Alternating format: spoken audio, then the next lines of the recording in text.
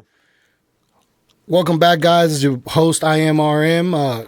Today I got the homie FK Menace. What up, what up? What's up, bro? Hell yeah, man. FK Menace. I met FK Menace at an event that he throws called Sábados that we'll get into here next, but it's a show for producers, and he allowed me to showcase my beats, and that's how I met FK Menace. But he's a local DJ, videographer, photographer, podcaster. Oh, shit. The list goes on, bro. The list goes on. All the little jobs keep adding, which is cool, you know. Yeah. Hell yeah. And I'm sure you guys got questions about the mass, so we're gonna get into it, man. And the first thing I wanted to get into was where do you come from, bro? Like where's your birthplace? Yeah. So funny enough, because I came in talking shit, but I came here talking shit for a reason, though. Tell him what you said. Yeah, because I said, as soon as I walked in, there's like a Chiefs little carpet right there, and I said, "How's it feel being a Chiefs fan living on Oakland Avenue?"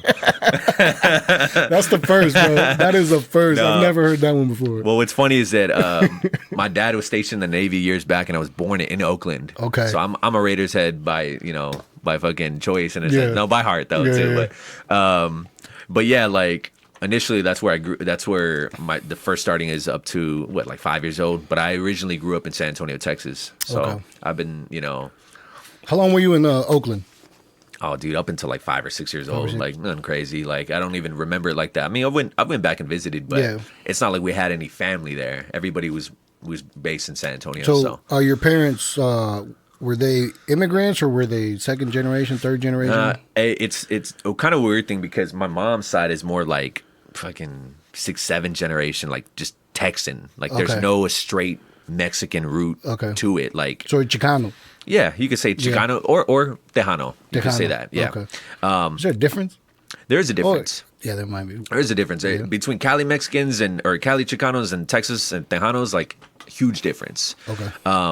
But my pops is probably the most direct correlation. Like some of our families from Mexico City, Tamaulipas, Laredo, Texas, and then back to San Antonio. So in that vicinity, like that's kind of like where most of like the wrestling shows would take place and things like that on that side. So that's my direct correlation. Everybody on my mom's side is just within like the Tejano area, as far back as I can remember. But yeah. So born in Oakland. Yep. Raised in Texas. Yes, sir. How long did you spend in Texas? Man, up until I was like 18. 18? Yeah, man. I moved over here at 18. Got accepted to the Kansas City Art Institute. How old are you now? I'll be 29 next week on Wednesday. 29. Yes, sir. So you've been here about going 10, 11 years? Yeah, going on 11 years in August. Yep. How you like it? Man? It's dope, man. It's dope. No, it's dope. I think essentially like the main thing was like the culture shock. You know what I'm saying? Like from there to here? Because I feel like no matter what you are, black, white, brown, purple, yellow, like we're all brown. Yeah. That's the thing. And so you feel like that, because I've been here my whole life, like since I was 6, you know what I'm saying? And I haven't been in the music industry here, like as far as in the scene, but I go to shows. You know what I'm saying? I've seen artists. I followed Abnorm for a long time. Yeah. And there hasn't been a lot of Hispanics on stages. You know what I mean? Yep. Till recently, thanks to you, I've seen Flacco. You know what I'm saying? Yeah. And but before then, like it was hard for me to want to do it because I'm like, dude, I'm gonna be the only. Sure. And all my music had Spanish in it. Yeah. So you know what I'm saying? Yeah. And there was times where we did shows, but as soon as the Spanish hit, it was just like a loss of interest. It was weird how it works, bro. Because I feel like over there, it's kind of the same way. Because we're from Texas, a lot of us didn't grow up speaking Spanish. So there is like pockets of like these paisas, and then there's like pockets of like real Mexican Americans or real Tejanos that are just more of like the on the brighter side in a sense, and then there's a middle ground. But all in all, like I'm more middle ground than anything. So it's like I'm born Mexican, but I middle ground too. Yeah. Like you could mesh with anybody. Yeah. You know what I'm saying? Like it's not really. It's more of just like a. Because my thing is like I'm just an artist at heart, so I'm gonna lead with that always. Yeah, you know what I'm saying, and it doesn't matter what kind of artist you are. Like we're fucking artists. We're made to create here. So how do we work? You know what I'm saying? Yeah, So that's one of the things I admire about you, man. Is I mean I've been watching your Instagrams, and since I started following you, like that is your identity. Mm-hmm. You know what I mean? That like I don't see nothing else other than what your passion is, which is your events, your DJing, your photography. Sure. That's all I see. You know what I'm saying? Dope. And I know a lot of artists who do music, but then you'll see some of their in between stuff. Right. You know what I'm saying? Which is nothing wrong with it. No. But it just goes to show like how much people are focused on their goal. You know what I'm saying? 100%. All the time. Because 100%. with the podcast and the music, now that I'm doing it, like I've realized that it's more beneficial for it if I just completely stick to pushing it all the time. Yeah. You know what I'm saying? Instead of having in between. 100%. And it's hard. It ain't easy because it's like there's these different entities that can correlate with each other and really mesh with each other, and then sometimes they just don't. Sometimes artists want to keep it separate. They want to just like, oh, I don't want this to touch, whatever. That's initially where I was at with like photo and video and stuff like that. And then the Menace brand is like, no, I want these. I don't want people to know they're the same person. Like I want them to be a different idea, but it just didn't happen like that. It doesn't. That is why I do. That's why I do everything on one channel. Because I do music. And I have this podcast, and that's the reason I was having trouble like trying to correlate you in here this week, because like I have a song that's coming out, and I have to push it, and I was like, how am I going to work? Pushing the podcast and the song at the same time, right. But because you understand like the scheduling and what comes out, and like 100%. You know what I'm saying? And for respect to you, because I'm like I don't want him to feel like I just got him on and didn't push it. Yeah. You know what I'm saying? But I got a plan. Yeah. Hell yeah, man. But we're getting ahead, bro. Texan. Yes, sir.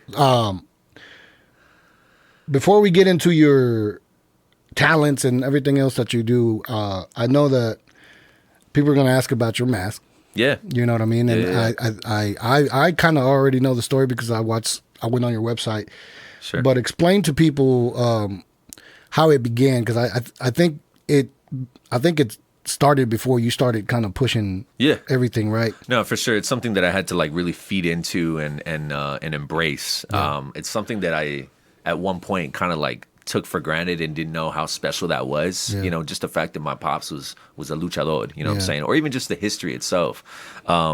But all in all, like the start was a wrestler by the name of Sangre Chicana, who was wrestling like in the late 60s with my uncle, who is, just tag teaming it, touring and shit around Mexico and just really trying to just make the ends meet and get out there, pushing themselves out there. And so with enough training, before Sangre became Sangre, he was Lemos, which is our name now.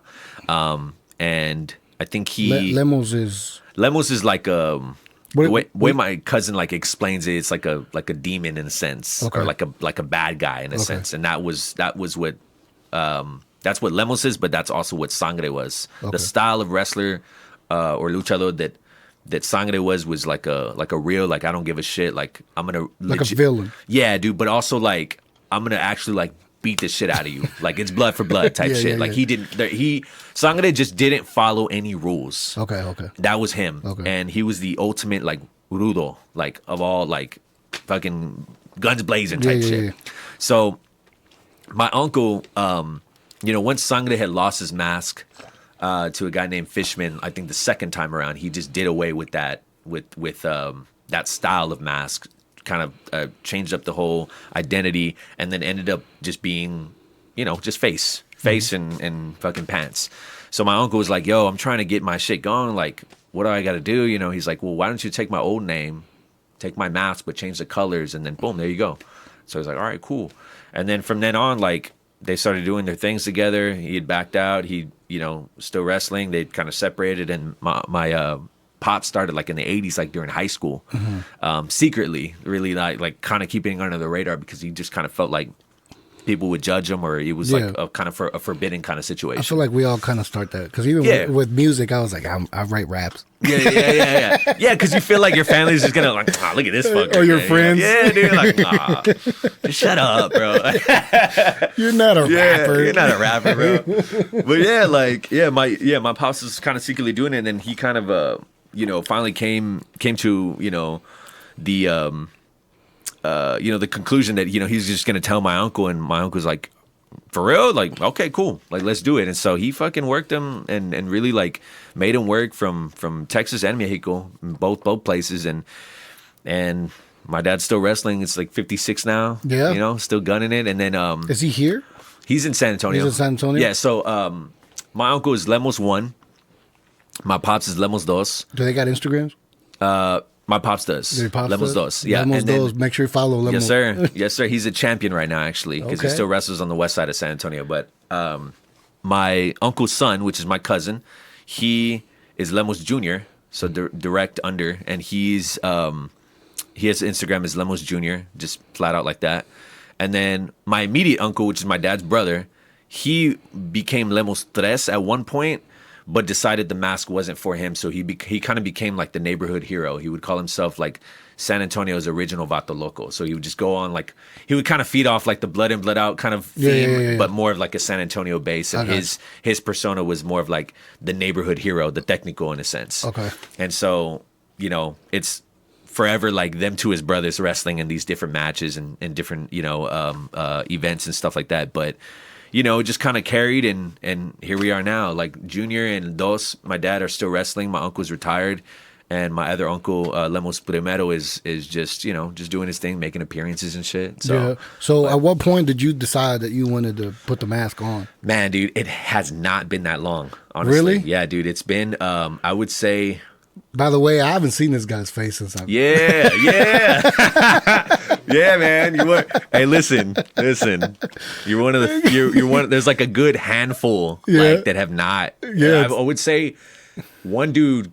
I was chilling with Scar. Yeah. I forgot who it was. At some point, I feel like if our friendship gets bad, I'm like, I deserve it. Come on. No, you probably will. Yeah, I always say that. I was like, yo, only the real ones know what I look like, bro. So at one point, yeah, it probably happened.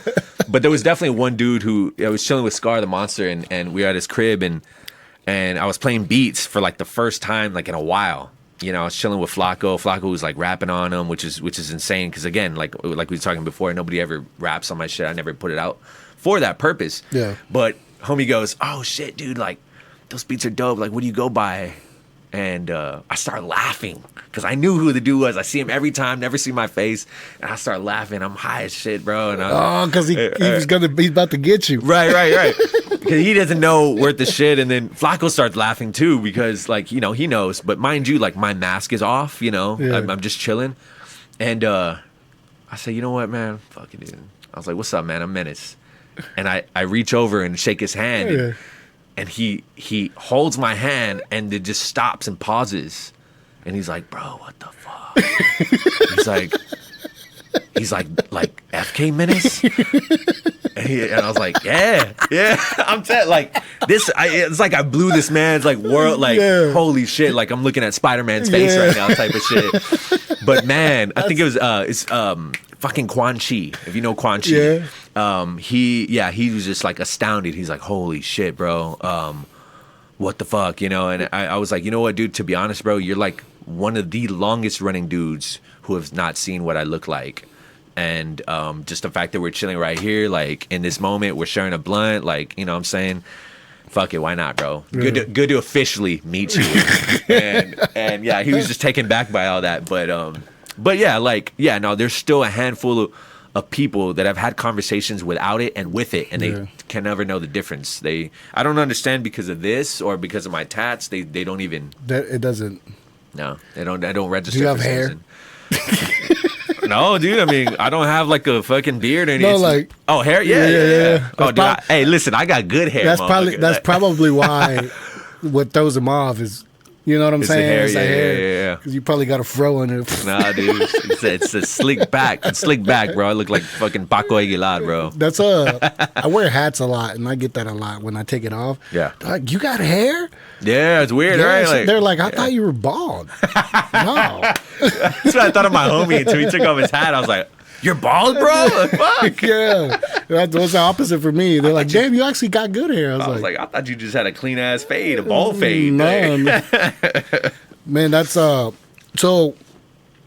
you said it's actually just happened recently. Yeah, dude, like I would say like maybe definitely pre-pandemic, but like within that year Time before. frame? Yeah. So it really just happened. Yeah, because I started wearing it more often and embracing it, but to be comfortable and show up to events and DJ and wear it the entire time from the moment I step in the door to the moment I get in my car.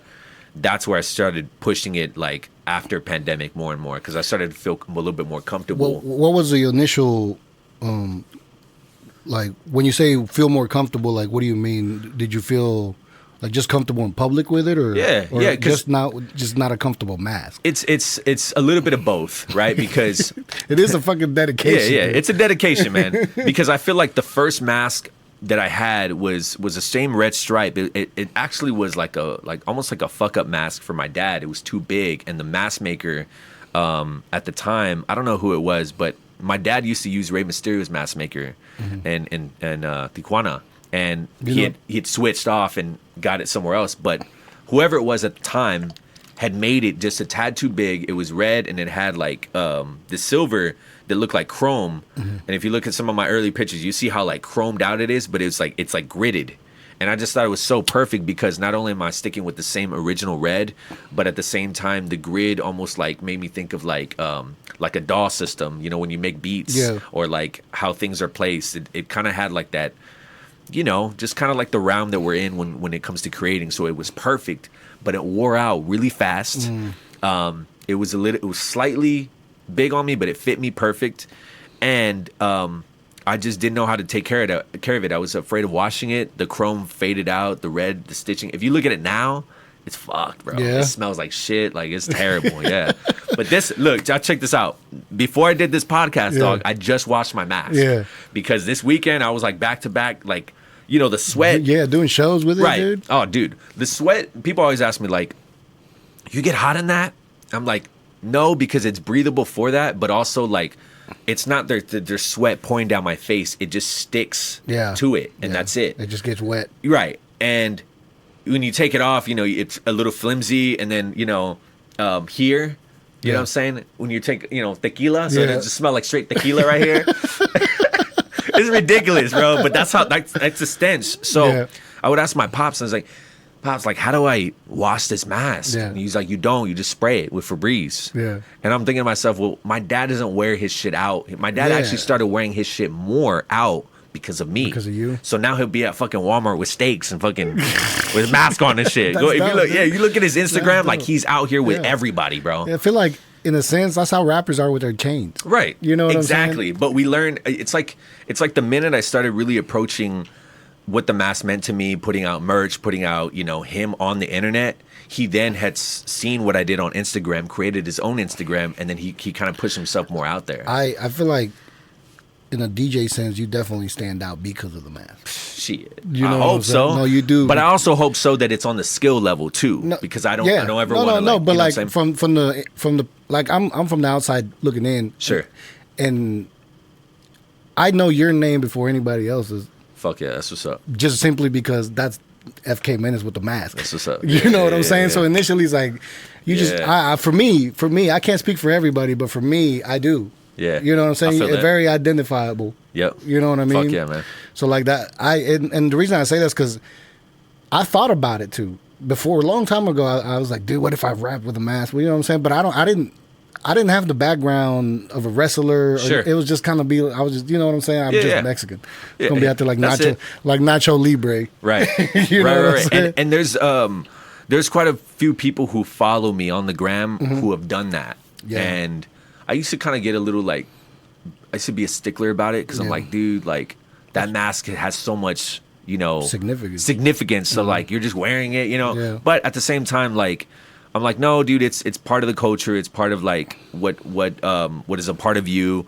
So whatever, embrace it. You know what I'm saying?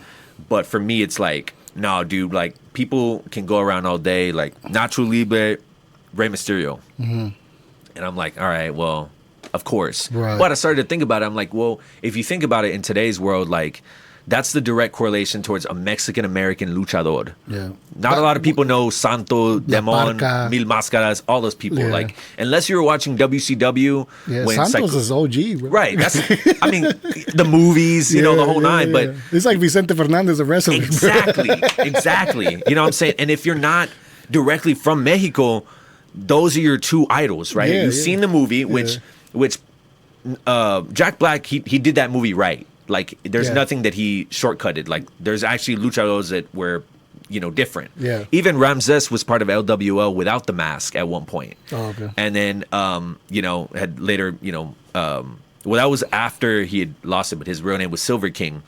But Psicosis, Conan, everybody who came in that realm, Eddie Guerrero, like, that's what you would know if you were watching wrestling at that time. Yeah. But to take it and have the longevity, yes, Rey Mysterio just hit Hall of Fame 2023. Right. So, of course. So, when people go out and they say, oh, Rey Mysterio, whatever, now I just cut him short, stern as hell, and I'm like, what's up? I'm FK Menace. Yeah. Because I got to let him know, like... Yeah, like, you're your own identity. 100%, bro. know? I appreciate the correlation. I appreciate that you know that, but I can't do it, bro. This is me. No, and especially because you come... Like, you do have the background for it. Exactly. You know what I mean? It's in the blood. So that's when I learned that, because at first when I first I didn't know that. Mm-hmm. You know what I'm saying? But the more I followed you, the more I started learning the history, and I was like, okay, this guy's really tied in with the mask. You know what I'm saying? And that, for me, that's way more respectable than somebody who just decided to throw it on. Fuck yeah, you know what I'm saying? That. Yeah. But I mean, someone had to throw it on. Yeah, for sure, man. Some there was a time when embracing it was really hard, because I'm like, well, I don't wrestle, so am I doing it wrong? But no, that's dope, bro. Like when I was watching the show with you on there and Flacco and just the Hispanic show, I'm like, of course we got a fucking DJ with them. You know what I'm saying? Like, why wouldn't we? Why wouldn't we? Yeah. No, like, it makes dog. It adds so much to the just to the thing. 100%. Yeah. And also, like, that was a good show, because growing up, like, I listened to Latino hip hop pioneers before I heard Biggie, Pac, anybody of that nature, even Texas rap. Yeah. My dad had put me on to, like, Kid Frost, Lighter Shade of Brown, fucking Psycho Realm, Delinquent Habits, like, before I heard anybody. I grew up with Delinquent Habits, man. That was one of my favorite groups, man, dude. And Cypress Hill. I like that style of hip hop more than like, because I was more on the East Side. Sure. Flavor, and I felt like they kind of had a mix of both, West and East. Gotcha. You know what I'm saying? Yeah. They had that funky feel. Yeah. And one of my pivotal songs that really shaped the way that I made music was Regreso de los Tres. That with the mariachi. Yeah. And after when I heard that song, dude, because the whole time I was listening to hip hop coming up, I was like, man, this shit would really sound cool if we did Hispanic shit, but with this drum pattern. Mm-hmm. And then that comes out. That's literally OG Styles, an underrated producer of all time, bro. Dude. Like, that fucker laid it down the way it needed to be, and that's why the group is so classic. Dude, at that time, that was that was like, this is like I guess Mexican or Hispanic hip hop. You know what I'm saying? Yeah, that's what I'm saying. But it all the right flavors of the funk, but like, with the mariachi and like, dude, man. And the video was fucking the out video, the like, no, I think because this comes from Here Come the Horns. So like, yeah. Oh, really? Yeah. Yeah, that is the cover. Yeah. But originally it comes from Herb Albert. Yeah. Yes. I have it. Okay, cool. So that's essentially on this tattoo, all I did was put the Alamo and Tower of America's. I found out because I went to a fucking flea market one day when I was looking for vinyl records to sample, and I was out at this flea market and I pulled that shit out. And at first I thought it was the Delinquent Habits album. I was like, what is this doing here? Yeah. And then I was like, oh shit, they took this shit from it. Thing. Yeah, but I think they added or took away one mariachi and they put a different church in the back. There's more mariachis on the original. Mariachis. Yeah, okay, there's cool. more. Yeah. Yeah. So what's funny enough, I had the same interaction, but I was at Josie Records and my homie Chris was there before he had moved to LA. He's like, bro, I found this record. It's dope. It's got these mariachi sounds in it. It's amazing, bro. You should definitely check it out. Yeah. And I'll go, all right, let me go search. I'll come back. It was the fucking first Delinquent Habits on vinyl. The first one they dropped, bro. And I was like, are you fucking serious? Sell me this shit right now. How much? How much do you want? I get it, bro. And he sold it to me. I was like, oh, thank you, bro. Vinyl, dude? On vinyl, bro. Damn. With all the homies in the back that look like the Warriors and shit. I think that album had what's that song called? Tres Cuentas on it? No, I'm addicted. Yeah, man. That's one of my favorite drum patterns, bro. Yeah. I would go to school bumping the shit out of Yeah, man. I'm telling you, bro, like, yeah, my pops put me on all that. And then when he introduced me to Psycho Round, that was like a whole nother, like, whoa, like, holy shit.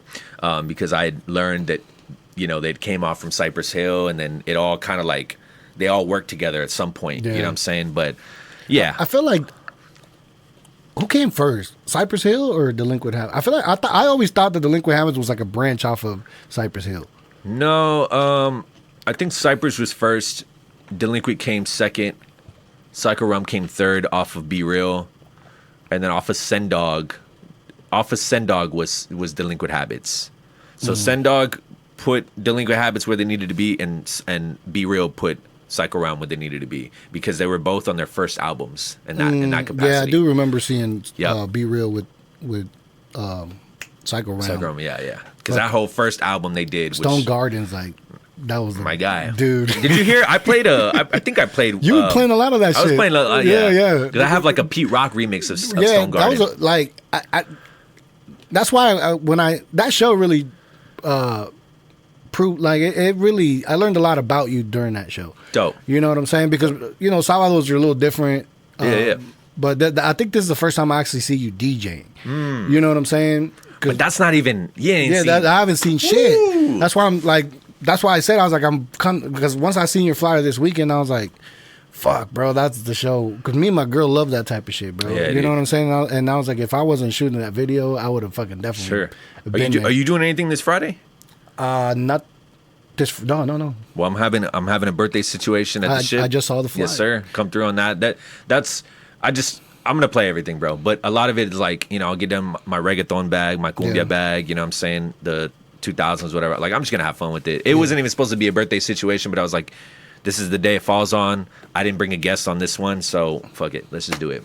But yeah, that's where I really get down, because hip hop shows are different, man. They're it's like less pressure, but in the same hip hop sense, shows. Yeah, because it's like you're playing hip hop music. I come from a crew that, you know, we're spitting people to dance in a sense. My position on dancing relates to cumbia or to reggaeton or shit that actually like is a danceable situation. So when I play at the ship or when I played at Parlor, those are moments, and those are shows where you can see me really get down and flavorful in it. Because I'll make, I think at Parlor, the after party, I put like Freddie Gibbs to some cumbia. Yeah. You know what I'm saying? Or some Travis Scott to some reggaeton. You know, like, that's where I really want to blend the two. Yeah. Because my style isn't just based off of like one genre. I gotta throw you in dembao, baile funk, you know, hip hop, trap, old school shit. And I feel like I feel like I can relate to your style, because I've thought about being a DJ too, and there's always where I felt like there's flavors missing sometimes when I go out. You know what I'm saying? I'm like, bro, it's too much reggaeton. Like, yeah. Too much Bad Bunny, man. Yeah, it's like too much Bad Bunny out here, bro. Too much. I don't even play Bad Bunny tracks from the cuff, bro. I have to play a remix. Every time I've been at Boulevard Nights, bro, and they play one cumbia the whole night. Nah, dude. But it's crazy, because that one cumbia they play, the people go crazy. Right. And I'm like, why are we only playing one? Right. You know what I'm saying? Cumbia's where it's at, bro. Cumbia's where it's at, bro. When I did a show with El Dusty, and El Dusty's a DJ that I've been watching since I first started my DJ journey. But that dude, you know, is like more like cumbia trap in a sense, from Corpus Christi. Yeah. So same state. But I opened up for him last weekend, and his set was just straight cumbia. Not only was I high, I was shrooming, and I had fucking danced cumbia like for like 2 hours straight. My abs are. I never danced so much cumbia. When you shroom and listen to cumbia, bro, you fucking. I had an awakening on fucking cumbia, bro. I felt like a fucking Aztec with that shit. I was with Abnorm, bro. Yeah, but I was at First Fridays. I've told the story many times, but I was at First Fridays, and Ab gave me what was supposed to be a half a gram. No, bro, I was fucking lit, boy. And on the way back 2 first Fridays, I was playing cumbia, and the sun was beaming on me, bro. Yup. And I was like, "Oh fuck yeah!" Just man. something in that rhythm, that fucking cowbell. Yeah, like it really hit my core culture. I was 100%. Fuck, 100%. bro. That's why I need it in there. I need to really get down in it. When I do my shows with Juan Carlos from Making Movies with Sin Tope, like his element of bongos and cowboy and percussion in general to feed off of what I'm playing. You know that did you ever hear Chingo Bling talk about where cumbia originated from? I didn't.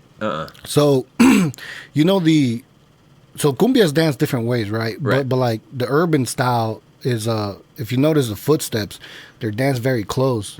You know what I'm saying? Yep. And Chingo was talking about the way the dances was originated from was because the people cumbia was danced by slaves.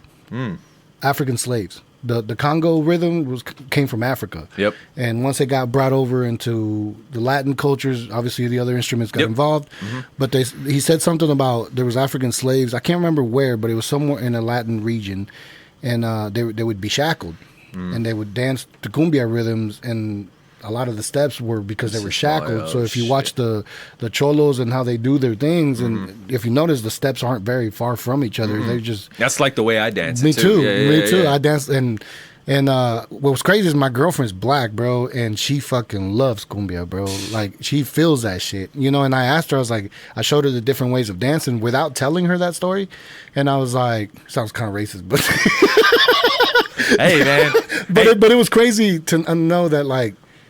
She made the connection, but once I told her, I was like, do you like dancing it this way better? You know, like the Mexico City way. You know, they dance completely different. And I was like, or do you like this urban style more? And she's like, I really like how this looks, like the wepas and the fucking, you know what I'm saying? Yeah. And then I showed her that interview with Chingo Bling explaining it. She's like, wow. She's Crazy, like, it man. fucking makes sense. That's why I thought this past weekend with that show Latin versus Afro was such a nice blend. Look, I'm gonna show you something. Because like fucking the music just already instantly correlated in that way. Yeah. Just by the drum breaks, just by like the transitional. Look, this guy follows me, but he's kind of going crazy. But just look at his feet rhythm. You know where this is at? In San Antonio. Yeah. A la pulga. Yep. Yeah. But you see his feet? Yes, sir. I was just watching this video yesterday. Yep. Just picture shackles on his feet. I can see it, yeah. You know what I'm saying? Yep. Have you seen I'm sure you've seen the movie I'm No Longer Here. Yo no estoy aquí. It sounds familiar. Bro. That's what's my It's a classic? Came out on my birthday 2 years ago, on May 30th. It's on Netflix. Oh, it's recent? Yeah. I haven't seen it. It talks about the Colombianos, the fucking dudes who had the fucking. Oh, wait. Is it when the guy, like, he comes over, or is he trying to come over? He goes to New York because he's involved in like they think he's a part of like the setup that killed the gang. Yeah. So he had to flee, but most of his crew, they're called the Tercos. What is it called? I'm no longer here. Ya no estoy aquí. Ya no estoy aquí. I think I have. Bro. I think I have. I love that movie. Yeah. I love that movie because of all the shots. Like the shots are fucking it's like amazing. It's really core. Yeah. It's not washed at all. No. And the dude they got to play that guy is like the most perfect. They couldn't have picked a better person. Yeah, like he looks like he's really about that shit. 100%, bro. 100%. Yeah. But no, dude, that movie is like kind of gave me the insight of what that culture is like. But what I found out before was that I watched a documentary on these that style and those guys that they used to go to. They used to basically like show up in gangs on like different train stops, and they would go through like the different cities in Mexico, like just one whole fucking train, and they would get off and they would kind of like battle and do their things. My last name is Musquiz. They would stop in the city of Musquiz and do their thing there. So that's kind of where I made the correlation there. But then years later, because I saw that years ago, that movie had come out. I was like, oh shit, I remember this. Yeah. And dude, I watched that shit like over and over and over again. It's so good. It's kind of weird for me to be into cumbia because I'm from Chihuahua and we're more like regional music, but I've always been tropical as fuck, bro. I've always liked salsa. I've always liked cumbia is my biggest shit. You know, bachata. I got into bachata later. Sure. But when it comes to salsa and cumbia, those are like my favorite genres. Man. Cumbia is like the heart of San Antonio, honestly. Like, because that place. I'll tell you, fun fact. So that place where you saw like the guy dancing. Yeah, I want to go there one day, bro. So the Instagram page is called Puro Pinche Pulga. Yeah, and they do it at this pulga that I've been to since I was young, like really young. Dude, you should go DJ that bitch, bro.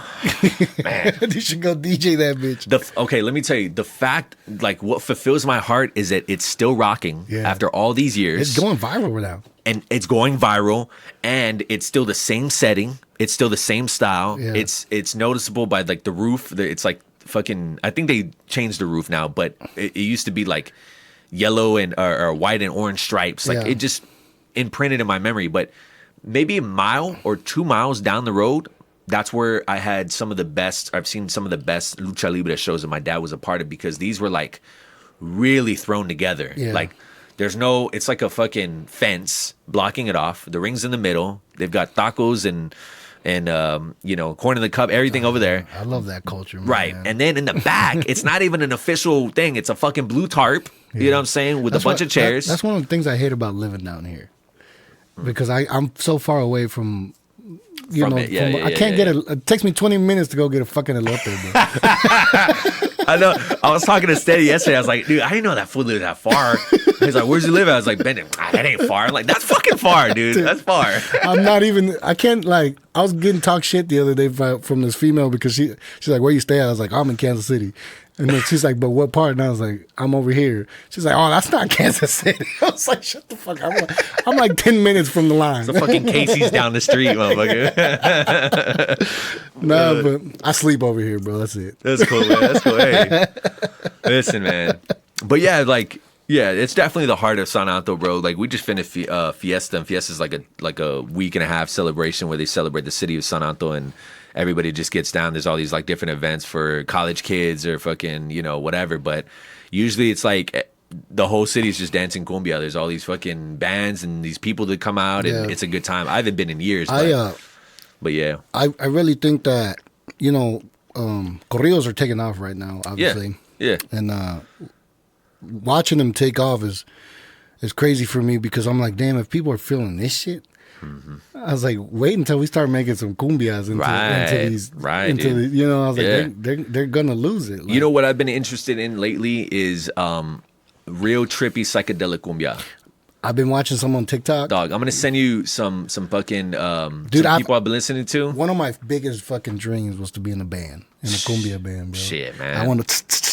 You know how to play the instrument? I know how to do the fucking maracas. Okay, so when we do, I got them right there. When we do if we do a Sintope show again, just come up. Just come up. Yeah, the instruments are already there. We've had people come up and just take over and just add to it. Dude, I have never played the Guido, but I know what the fucking thing sounds like. Sure. You know what I'm saying? Exactly. That's it. This is my invite. If you're at a show and we're doing Sintope and we have the fucking Guido there, everything, he'll have it. Even if you want to bring your maracas as well. Even if you just want to circle in the crowd and fucking play. My guy, that's like some Ozomani shit, bro. There used to be a guy at Boulevard Nines that used to show up with his fucking Guido, bro. Come on, bro. And he'd be in there. Yeah, man, that's it. Because that gets me hyped. But too, bro, when I seen that shit, I was like, yeah, dude, it's hype. And especially if I'm already mixing like fucking Drake and Cumbia together, and you're adding that extra element. So everybody's feeling that. I had a thought, because people do get wild when cumbia comes in. Fuck yeah. Especially me, because when I hear that fucking beat drop, bro, I don't give a fuck who's next to me. I don't give a shit. I'm gonna do my thing. Give a shit, dog. I'm sweating, I'm turning, I'm twisting, I'm throwing elbows and shit. Fucking chingazos and shit. Fucking. And that was my thought too. I was like, I wonder if that's the reason they don't play it. Because it might get wild in the Maybe, dude. You know what I mean? Or people down here just don't appreciate it as much. I feel like the DJ has a lot to do with that.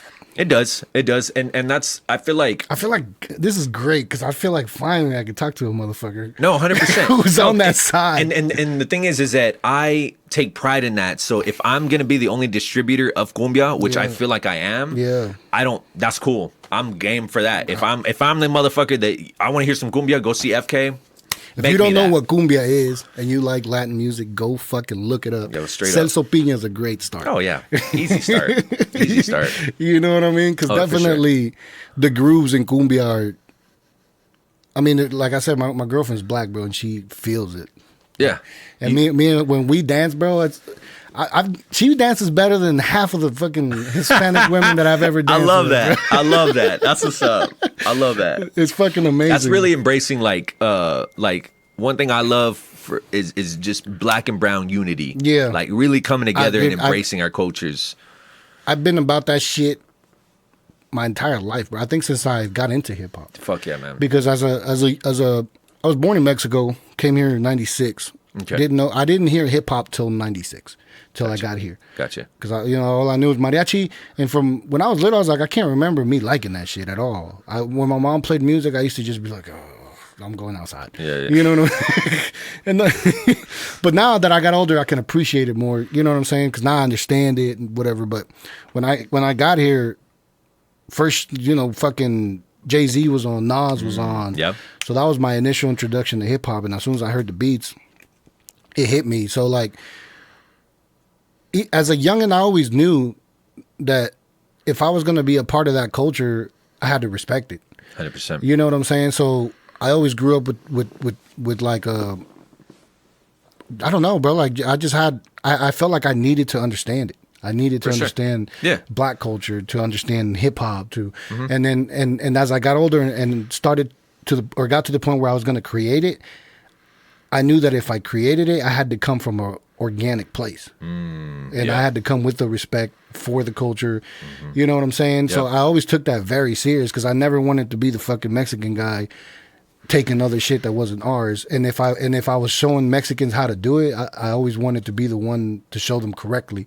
Interesting. You know what I'm saying? No, I 100%. I get that. I think that was like the best part of watching Latino pioneers really take it up to like how they are going to execute. Like, it gave me like a blueprint of like, oh, that's how they're doing it. That's why I said when I heard Delinquent Habits doing it, I was like, they did it. They did it right there, yeah. They did it. But I'm glad I got exposed to like fucking Quinto Sol and Control Machete, you know what I'm saying? Because those dudes are like... Control Machete was crazy, bro. I still listen to that album. The first one, man. Comprendes Mendes was a fucking... Bro, come on. Dude. I found actual mixes that are cumbia ones that I play in my set. When they did the collaboration with Celso, yeah, dude, that one too. Yep, that one's a fucking masterpiece. 100%. What's crazy is early on, like staple, bro. I remember listening to Control Machete. What would you compare that song to, like an American song? What would you, as far as like the impact it made for the culture? Man, I couldn't even. Because it's really, dude, it's a staple in our culture. Like it doesn't even, for me, it just doesn't compare. I don't know anybody else who sounds like that. Well, not sounds, but as far as like what it represents. What it represents, man.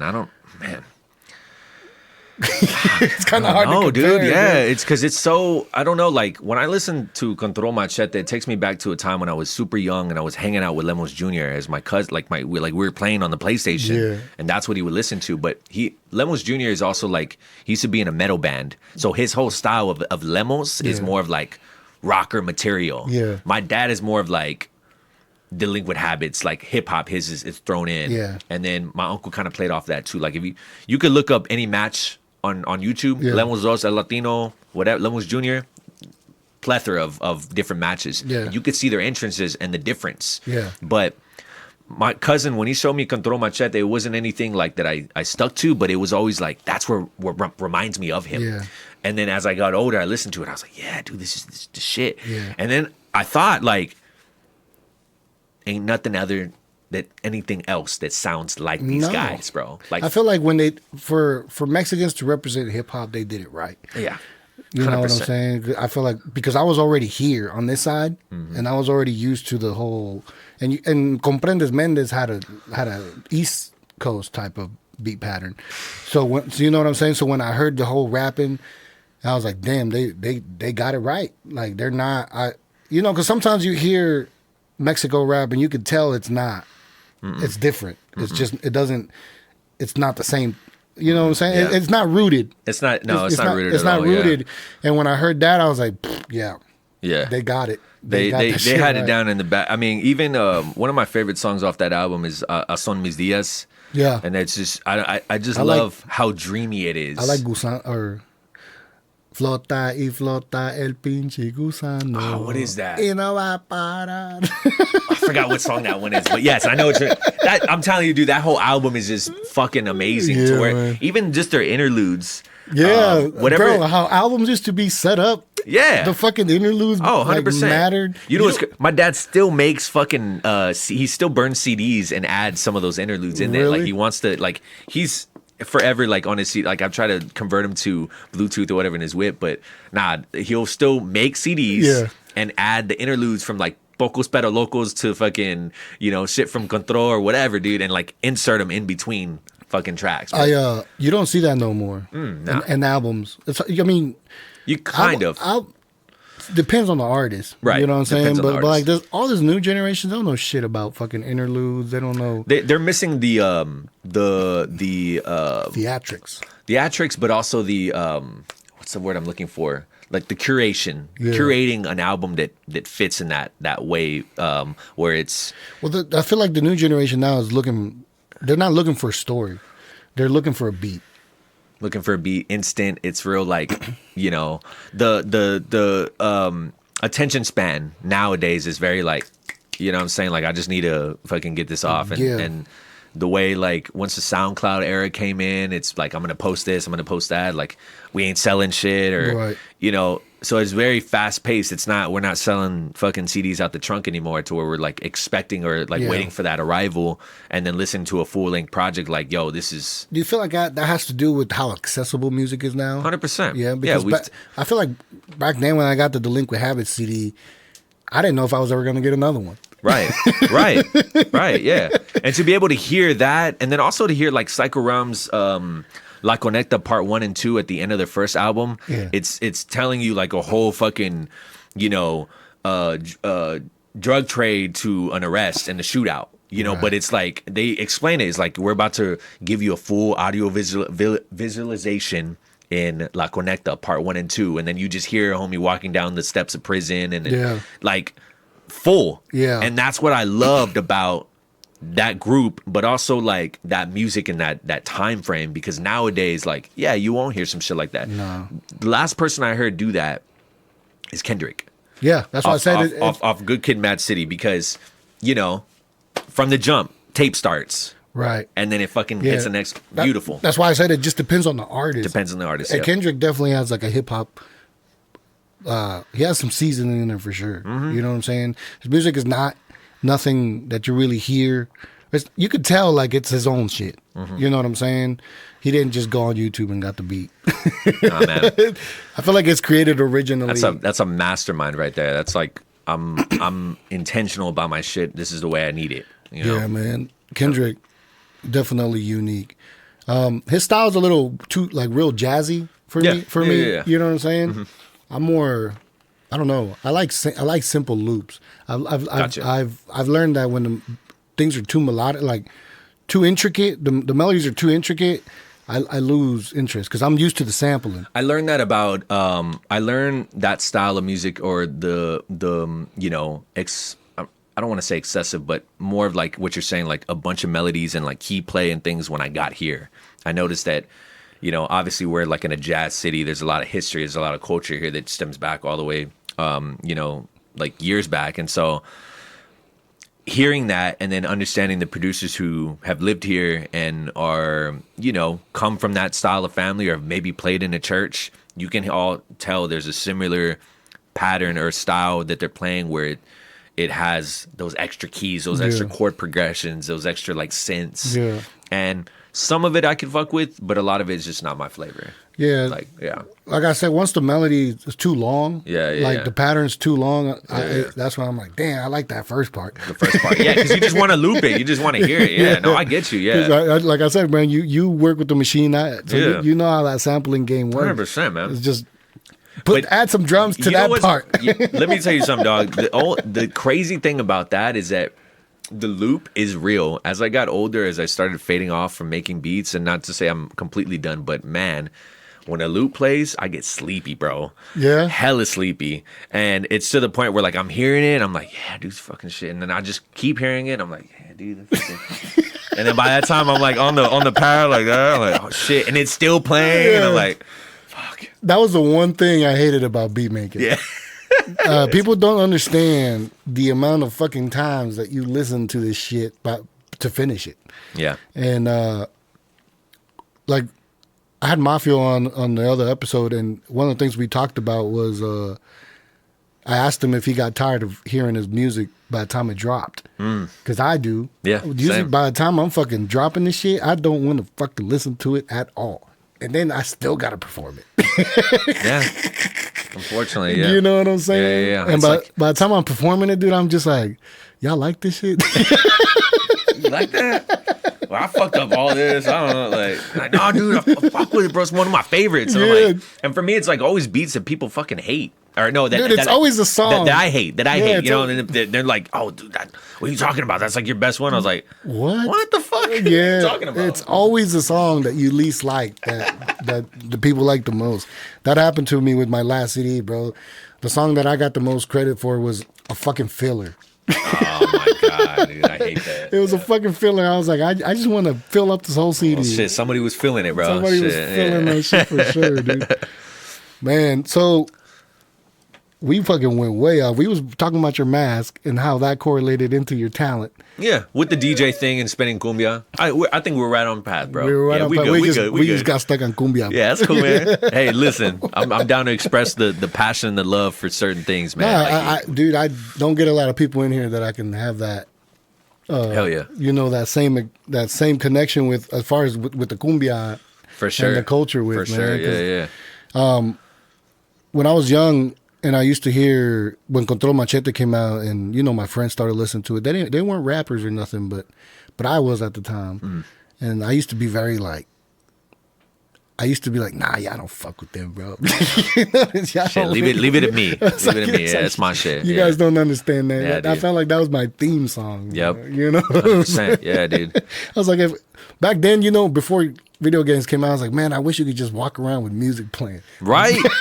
I think about that all the time, like bro. your theme song for the day. Straight up. I mean, that's the one thing I like about like how far we've come is like we do have access to Bluetooth headphones. Like I just have little fucking beats that loop around my ear, and I don't take those off, bro. Now back then it was a Walkman. Bro. Yeah, you know what I'm saying? Walkman, CD player, fucking, Yeah. you know, I'm just like, dude, fucking wires and Dude, shit. we used to fucking- skate with fucking CD players. That's bro. crazy, bro. That's fucking That's crazy, crazy, bro. dude. I was still in the cassette area. Yeah. I had a cassette player at once with the little marshmallow fucking headphones. With this fucking type of pad on it. They got the little wire going through it, dude. Yeah, dude. Shit. I remember back then, bro, you couldn't just hit repeat. Nah, dude. You had to Couldn't, bro. rewind that bitch all Rewind the that way fucking back, bitch, dude. I swear, man. Like, yeah, I just acquired all of my dad's cassettes. Yeah. And he's got some really good cassettes. He's got the ones I have on there right now, like on my by my TV is Lowrider Oldies, Proper Dos, if you remember Proper Dos. There's even a Blood and Blood Out Oh yeah. cassette that I Soundtrack have. or what? Yeah, it's Yeah. like it's called Bound by Honor. And Oh, it's okay. and it's just got the 3. I released a cassette for a tape I put out called The Second Match. That was like the last project I dropped, but I did it on cassette, and then my homies they made some cassettes as well, and then the list goes on, bro. And he gave me his 45s, which on the second match I was able to sample. So Lemos Primero was actually in a cover band, but the name was Nico. Was it Nico Surasa? I think that's what it was. But they would perform, but they sounded like a group called Los Angeles Negros, and they were a little bit more like on the romantic side, the romanticas, but more of like kind of like heartbroken in a sense. How did you, or what kind of genre was it? It was more of like Los Angeles Negros was more of like just that. Like something like your grandma would listen to. You know what I'm saying? But like, what genre? Like corridos. corridos? No. That's the thing. It's I don't know. Something your grandma would listen to. The only thing I think correlate is like romantica, like just a fucking maybe a bolero, maybe Oh, okay. kind of like that style. Guitar? Yeah, like it had like I'm telling you, bro. Like the second match has a lot of the samples within that, but also because he covered them, I was able to find those 45s of his band that I actually own now on YouTube. So I was actually getting I got a cleaner version. But the story is that Lemos Primero sounded like the lead singer of Los Angeles Negros. So that was like the thing. But their music is just so like I can't even explain it, but it just I don't know, fucking hits your soul, bro. Yeah. Like, My mom used to listen to Ana Gabriela a lot when she used to get depressed. okay, see, like, I could say it's like that, but it's not. It's not. It's weird. It's Do you remember the group Funk Dubious? The group from Dubious? Funk Dubious. Oh, okay. Yeah. Yeah, it's like correlated Yeah. from Cypress Hill. Yeah. Okay, Yeah. they did a song called Lost in Thought. Yeah. Okay. That's probably the fucking best song they got. That's Los Ángeles Negros who they sampled. Oh. Yeah. Da-na-na-na-na, da-na-na-na-na. Oh, okay. Okay, I know what you're talking about. Yes, yes. I know what you're talking about. So now. that's I forgot what song that is, but Dude, you gotta. Not every person's gonna know that fucking Funk Doobie. I got that shit on vinyl though. You do? I'm telling, yeah. I'm telling you, bro. Like something I was gonna say earlier was that, and I was just talking to somebody about this yesterday, but the importance of Latinos trying to get into the hip hop scene was very important because everybody just looked at it like it's a black thing. It's black people but they rap. What are we doing? I used to say that until a black dude was like, "No, it's not." Exactly. And I was like, "What?" The validation was there. Like, no, dude. Like, of course you can. Yeah. Yeah. So on that level, hearing these guys come up and then what they're sampling, because they're sampling like the root shit of where they come from, like that's how important we are like today, or how important that show we did on Cinco de Mayo was, because we're not seeing a lot of that here. We're not seeing a lot of that in general. We're seeing Latinos do a lot of hip hop stuff, but the Latinos I know that are from Texas don't sound like fucking Mafia or Flaco or nothing. It's completely different. But then there's some that do sound like him, maybe from Houston or maybe from Dallas. But it's like there's like a plethora of different types of Latinos that rap within their region that all represent the same exact way, all have the same type of mission, or maybe the story, but just completely different sound, bro. Yeah, because it can mesh with what's today. It can mesh with. I am hearing a lot of new Latinos trying to do the same thing though. For sure, for sure, yeah. Because it's almost like the same story, different guy. Right, exactly. But it takes like the other people to come out of the spotlight and do something. I feel like so. Mafia was a difficult. It wasn't difficult, but it really took coming out of my comfort zone to reach out to him. You know what I'm saying? Because we're different people. Like as far as music wise, I don't make anything close to what he makes. Sure. And even Flaco is the same for me. Yeah. You know what I'm saying? I'm more of I make like romantic, more R&B type style music, and they're more in the street. You know what I'm saying? So for me to like reach out to Mafia, like I said, I had to come out of my comfort zone. You know what I'm saying? But I respected what he was doing. Yeah, I couldn't deny what the fuck. And off that, like you're giving yourself the opportunity to create something completely different. Well, my goal with him was just to create a relationship. You know what I'm saying? And show him that it's love out here. Yeah. You know what I'm saying? I know we're different. Our collabing might be a difficult thing just because of what our content is. But I was but I'm not gonna deny the fact that you're fucking moving, bro. Yeah. You know? Oh, dude, he's moving, bro. Like, fun fact, bro, we used to work on the dock at Central Transport, like 2013, just moving freight. Yeah. And I think he was just kind of starting off. So to see him where he's at and where I'm at is like fucking amazing, bro. But like, I feel like as a community, a Latin community in Kansas City, we should try not to fall into what happens in the black community. And that's like no disrespect, but I feel like we could potentially end up doing the same thing with each other. And I feel like that will block us. Yeah. You know? I can see that. Because reaching out to you, like I'm trying to make an effort to connect, to not be that way.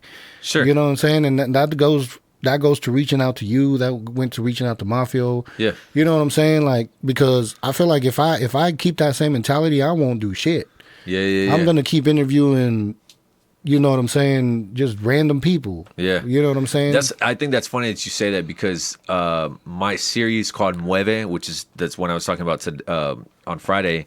Mueve was an opportunity to build something at the ship that led to other Latino DJs that had never set foot in there. They're always at either Boulevard or Lotus. Those are those prominent areas of DJing. But stepping into another zone because I feel like the ship is definitely something like a diverse place where you're gonna catch folk, hip hop, dance, house, cumbia. Like you're gonna catch any type of show there, and so for them to step in and DJ with me, not only are they DJing with me for the first time, but they're hearing what I play, and at the same time they are like, there's a little bit of fear in there too, because oh shit, I'm not in my same element anymore. Like I can't do. The crowd's different. Yeah, different. But they are very receptive to what you're playing, because the way I look at it right now is Kansas City is a blank canvas, is searching for an identity, right? Like a solid identity. And I feel like we're taking these things from myself as a transplant. The transplants that come to the city are taking things from these coasts that can feed into the city, but we're also looking at other cities and trying to do it differently. Like we're catching all the mistakes. Like how do we become a major city, but without adding in that extra fluff that they dealt with over the years. I've heard that we're like the next Chicago, right? And I'm like, ugh. Right, hard. Like it's hard, but if we do it right, we'll be in the same line. And if we keep moving in a sense of like we're all one, we're good. But it's like I told my crew, bro. Like we're all like Texans, right? And none of us, like, I think we have one that directly comes from Mexico, but like they were all like hesitant, like, oh, dude, I don't know, dude. Like I'm like, look. Just because you see maybe like majority of white people, maybe a little bit of Latinos, you're still seeing everybody here. But just play how you play, and I promise they will love it. They will love it. Like it doesn't matter. What do you think? What do you feel like would help you attract more people to your shows? Ooh, because I feel like what you put on the table has a lot of potential, bro. For sure. You know what I'm saying? For sure. I appreciate that, yeah. Because, like I said, when I went to Sábados, the name already was like, Sábados, what the fuck is this? You know what I'm saying? And it was a show for producers to showcase their beats. And that was rare for me, you know, because I was like, this doesn't happen a lot. I've only been to like maybe one before that, a producer showcase. And that was because Abnorm was doing some shows. But this was back in like 2015, 14 at the old record bar. Yeah. You know? And when I seen SG doing it, that's when I reached out to him. I was like, bro, link me in, because I was like, I got some beats I'd like to play. Yeah. And I wasn't rapping or nothing, so I was like, at least I could fucking do that. You know what I'm saying? But when I showed up, all the producers were dope. The whole setup was dope. The vendors were there. Yep. And I was just like, this shit just needs more exposure. Definitely. You know what I'm saying? It's already different within itself. Somebody made the comment of like, oh, FK brings like a slice of San Antonio to Sábados in a sense. And that's essentially, what it is. It's if I had to do like where it came on an inner self, like subconsciously, like, yeah, that's what it is. I feel like Kansas City has great fucking ideas, bro. We got great ideas. I feel like there's a lot of people here with great fucking ideas. A lot of us are just scared to make them happen. Mm-hmm. But we're like, dude, this would fucking work. This would fucking work. 100%. But, getting the people, the crew to help to make it happen, it's hard. 100%. It's new to people. Sábados is new to people, but I do have, I think this time around, this season, and where I've moved it to Lemonade Park, like, there's people that have told me, like, hey, I see the vision, and I fuck with it. How do I get involved? So explain to people who don't know what Sábados is. So Sábados within itself, Sábados is second Saturday. It's in the name, Sábados. And oh shit, that is there you go. So like First Fridays, but hey, second dude, Saturday. that's fucking hard, Sábados. bro. I gotta give credit to my homie Zerk, who I was just on the phone with. That's like my brother, bro. We've been friends for 15 years, but that fool is like, was helping me jot these and trying to establish it. And he's like, dude, it's in the name. Damn, bro, that's hard. Yeah, man. So initially, where it started off was at Boyo Mexican Barbecue with the homie Carlos, who was running that restaurant for some time. No, actually, when I started it, he was probably like maybe 6 months in, and somebody had done. I think it was the lasers. I think one of them was working there, Ben. He was working there, and they were like, oh, we should do like a little session out here. And they did it. As soon as I think there was like 2 days of their opening, right? And I was like, dude, I want to do some shit like that. But at the same time, like, I didn't really know how to navigate it because I had only known like 2 or 3 producers. Yeah. Mind you, this is like still like mid-pandemic, it's a little weird. And also like I was slowly starting to get into more video work. So after kind of like getting that established, I was like, you know what? I think I'm good enough to go reach out to businesses and see if they need content. he was one of the ones that I met through, somebody else. And so once we established that, we were like, all right, well, let's do our first one. I called it the Sunday Cook-Up. I had 5 producers that some of them I knew, some of them had I just met. And it was a vibe, bro, because we used their patio. You know what I'm saying? We had it set up. He had like a couple specials. And then we kind of just said, hey, like, let's take it up a notch. Let's utilize my parking lot. Maybe add some vendors, whatever. And then we kind of tried it out. We adjusted the layout a bunch of times, added lights. We had it towards the nighttime, like all different types of scenarios. To the point where I started implementing bands and MCs and more like other types of acts and shit. And then of course, like more vendors. But then I started to realize, okay, well, I don't want any competition with vendors. So if I make it more of an exclusive situation, it's still free. And then start adding in different music elements in there. Now it kind of becomes like a full show. And now I'm rolled into something that I'm getting good at. What do you mean you didn't want competition between them? So you know how so nowadays, like, it's about pop-ups. There's a lot of different pop-ups happening. You got Art Garden, Latino Arts Foundation, Truce-to-Palooza, like there's a bunch out here doing it, and they all kind of tailored around either the musical side of it or more of like the area in a sense.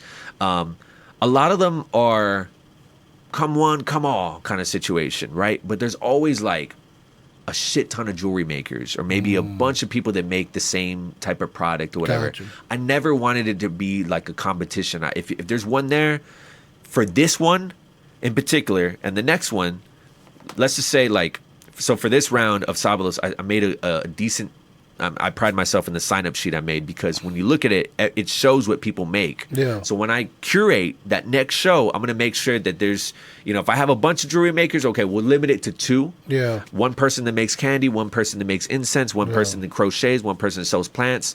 Yeah. That way there's no competition and you're learning about a new business, right. Just them. Yeah. And then we're changing out food vendors, and we're changing out the list of producers, acts, and like artists that are live painting. So the whole show is different. You're not going to catch the same people. Gotcha. That makes sense. Yeah, because you can catch them anywhere at any other pop-up. Yeah. You want to go support any pop-up, bet. Do it. Yeah, you want to give the people the chance to at least be exposed in that event. Exactly, bro. Exactly. Yeah. And that was my whole thing is like I wanted to build it like a little mini Coachella, but also like the way I like to put it is like it's exclusive, but like almost like all inclusive and stuff. So sign up.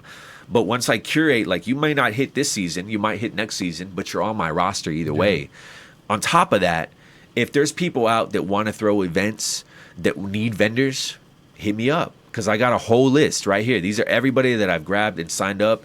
Let's put your event together of what you need or what you want there. You want some streetwear brands, you want some women products, like I got you. You know what I'm saying? Like I'm here to help whoever. Yeah.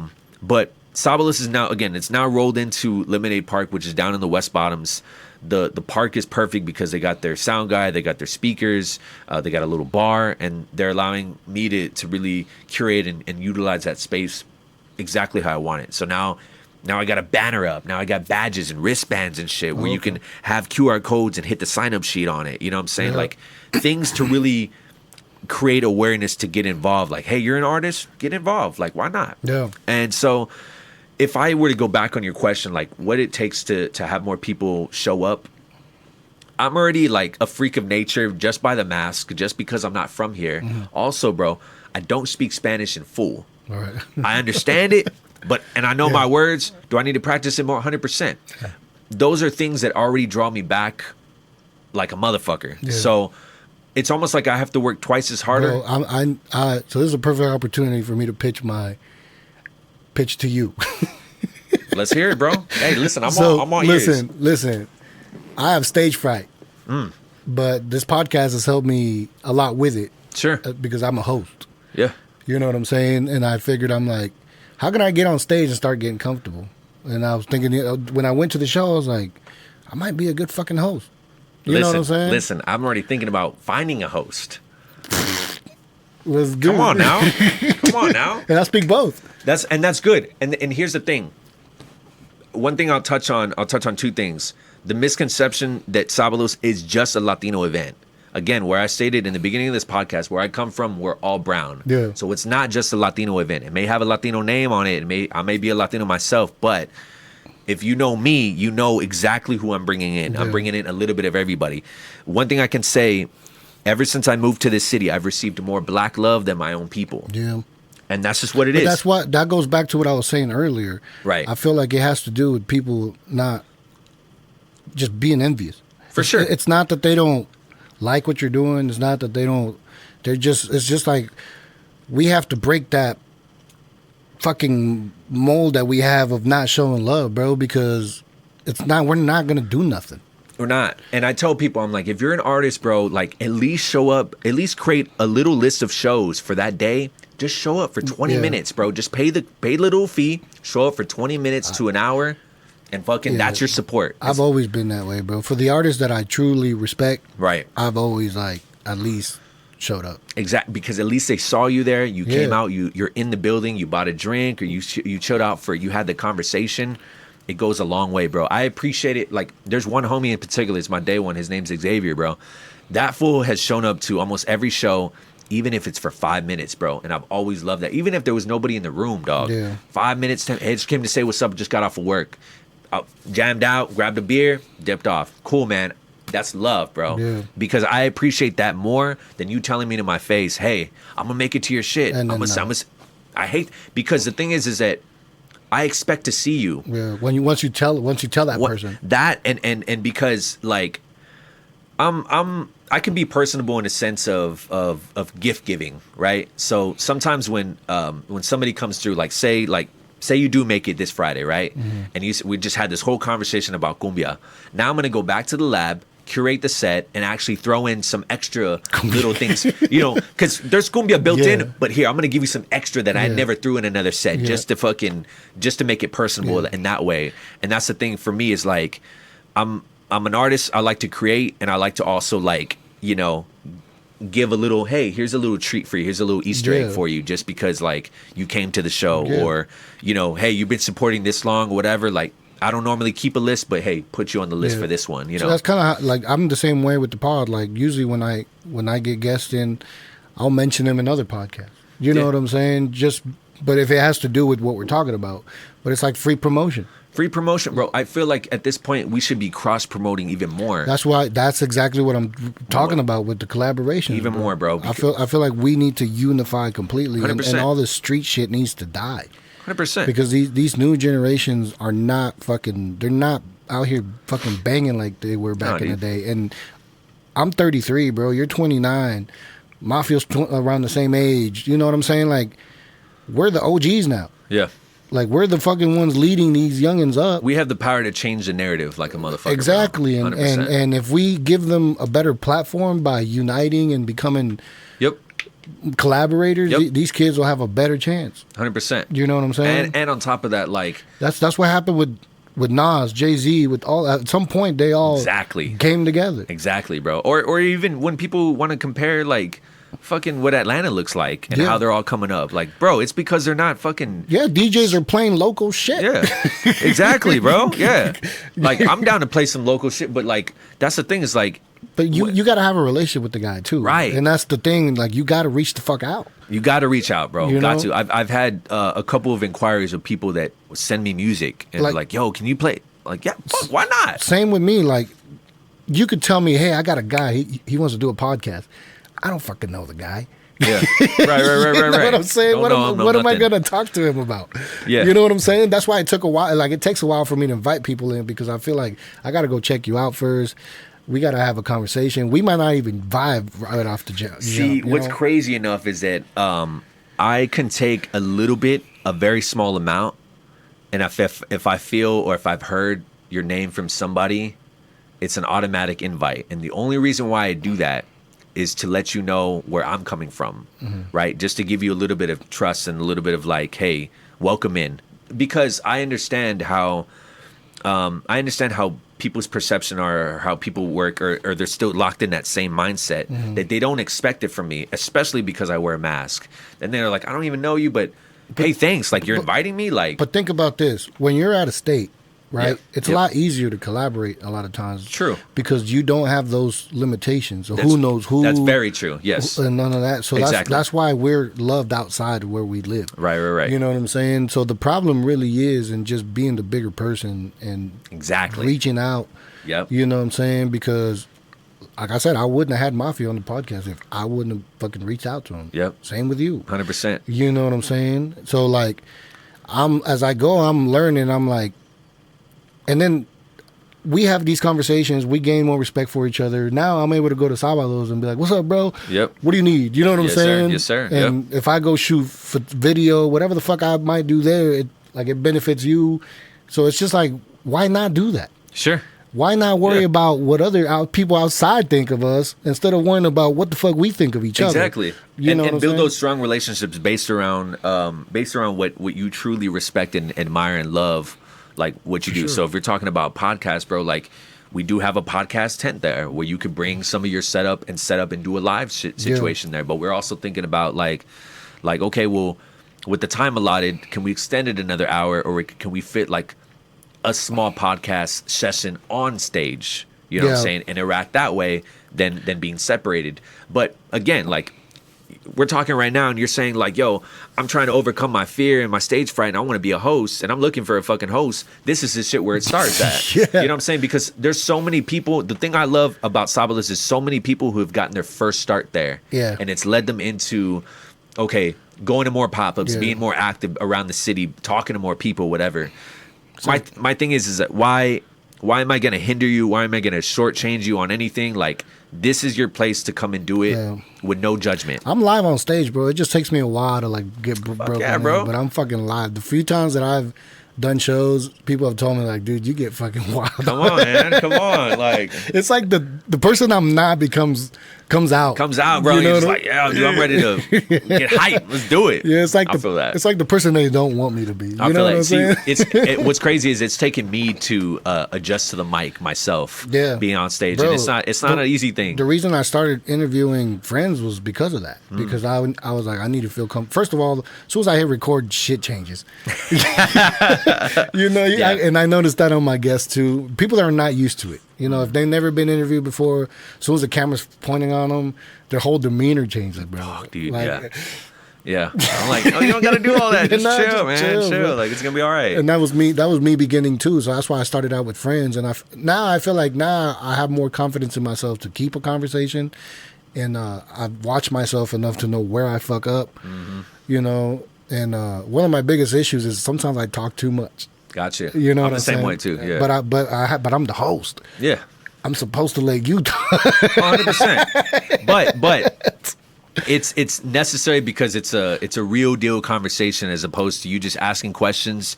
I answer. You ask another question. I answer. You know, it's very robotic. Yeah. No. But I feel like one of the things that makes me special for a podcast is the fact that I'm a fucking artist too. Yes, sir. And I'm able to I have viewpoints that other people might not have because I am in the background. I am watching. I'm learning from other artists. You know what I'm saying? Sure. So I feel like I the reason I speak sometimes and relate to the people I interview is because I ask them artist questions. And then I'm like, do you ever feel like this? Just to see if I'm not the only one. Because you ever feel that way when you're a DJ and you're like, oh, I wonder if other DJs go through this shit?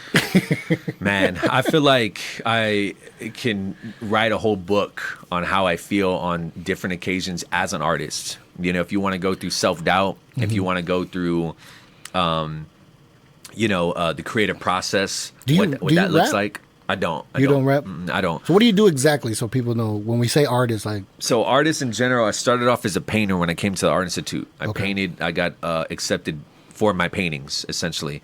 After that, just to breeze through it, I went the DJ route. It was kind of always there, but I explored more towards the end because I didn't complete college. I went for like a year and a half. So towards that end, I got introduced a little bit more into that and beat making at the same time. I worked a bunch of different jobs before I actually started DJing and producing more and then putting out projects. And then DJ'd for a while, took a break, then came back to it once I got introduced to a different style of music instead of like the top 40s. I got introduced to like jungle, DMB, you know, EDM and house music and things like that with my crew, the Night Shift. Once I got into that, that fed into feeding into my style, what I do now. And on top of that, during that pandemic is when I picked up the camera and started doing video work and photo work. When Sabalos was created, I got an award to be for activism. So I became an activist now. And then on top of that, that also came with cultivating, curating, and organizing. So now it all kind of feeds into one. Yeah. But, you know. That's kind of the whole, the reason why I named myself IMRM. Yeah. Was because I was like, I do a bunch of shit. You know what I'm saying? And I was like, I don't want to like split all this shit up into different pages and have to worry about getting followers for that, for this, for this, for this. Right. So I was like, fuck it, dude. I am RM. If I post whatever the fuck I post on here is what I am. Exactly, man. Exactly. Yeah, no, 100%. I feel like I had too much. So, yeah, I definitely had to go and separate pages because I'm like, dude, this is fucking like too much. This is a madhouse. Yeah, dude, there's too much stuff. And there's also many projects that don't even correlate with Menace brand. You know what I'm saying? So it's like I had to keep those super separate. I'm still thinking about that with the pod. It's taken me so much to grow my page to where it is now. To split the podcast up and then leave this one for the music or the other way around. I'm like, fuck, bro. Yeah. No, it's tough. It's tough because each page is like, you know, each page that I manage is like, none of them are doing as well as mine, but at least it's out there.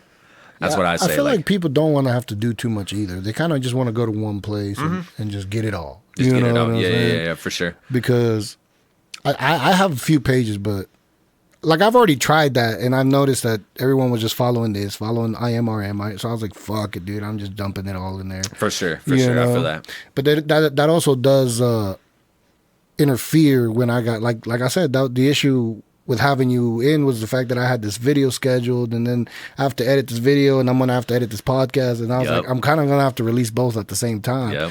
And I was thinking, like, how's that gonna look on the page if I'm dropping FK and then I'm promoting my song?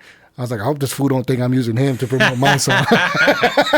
Shit, man. Hey, listen. That's if we're cross promoting, that's cool too, bro. Yeah, dude. I'm about it, bro. I'm always down to help, man.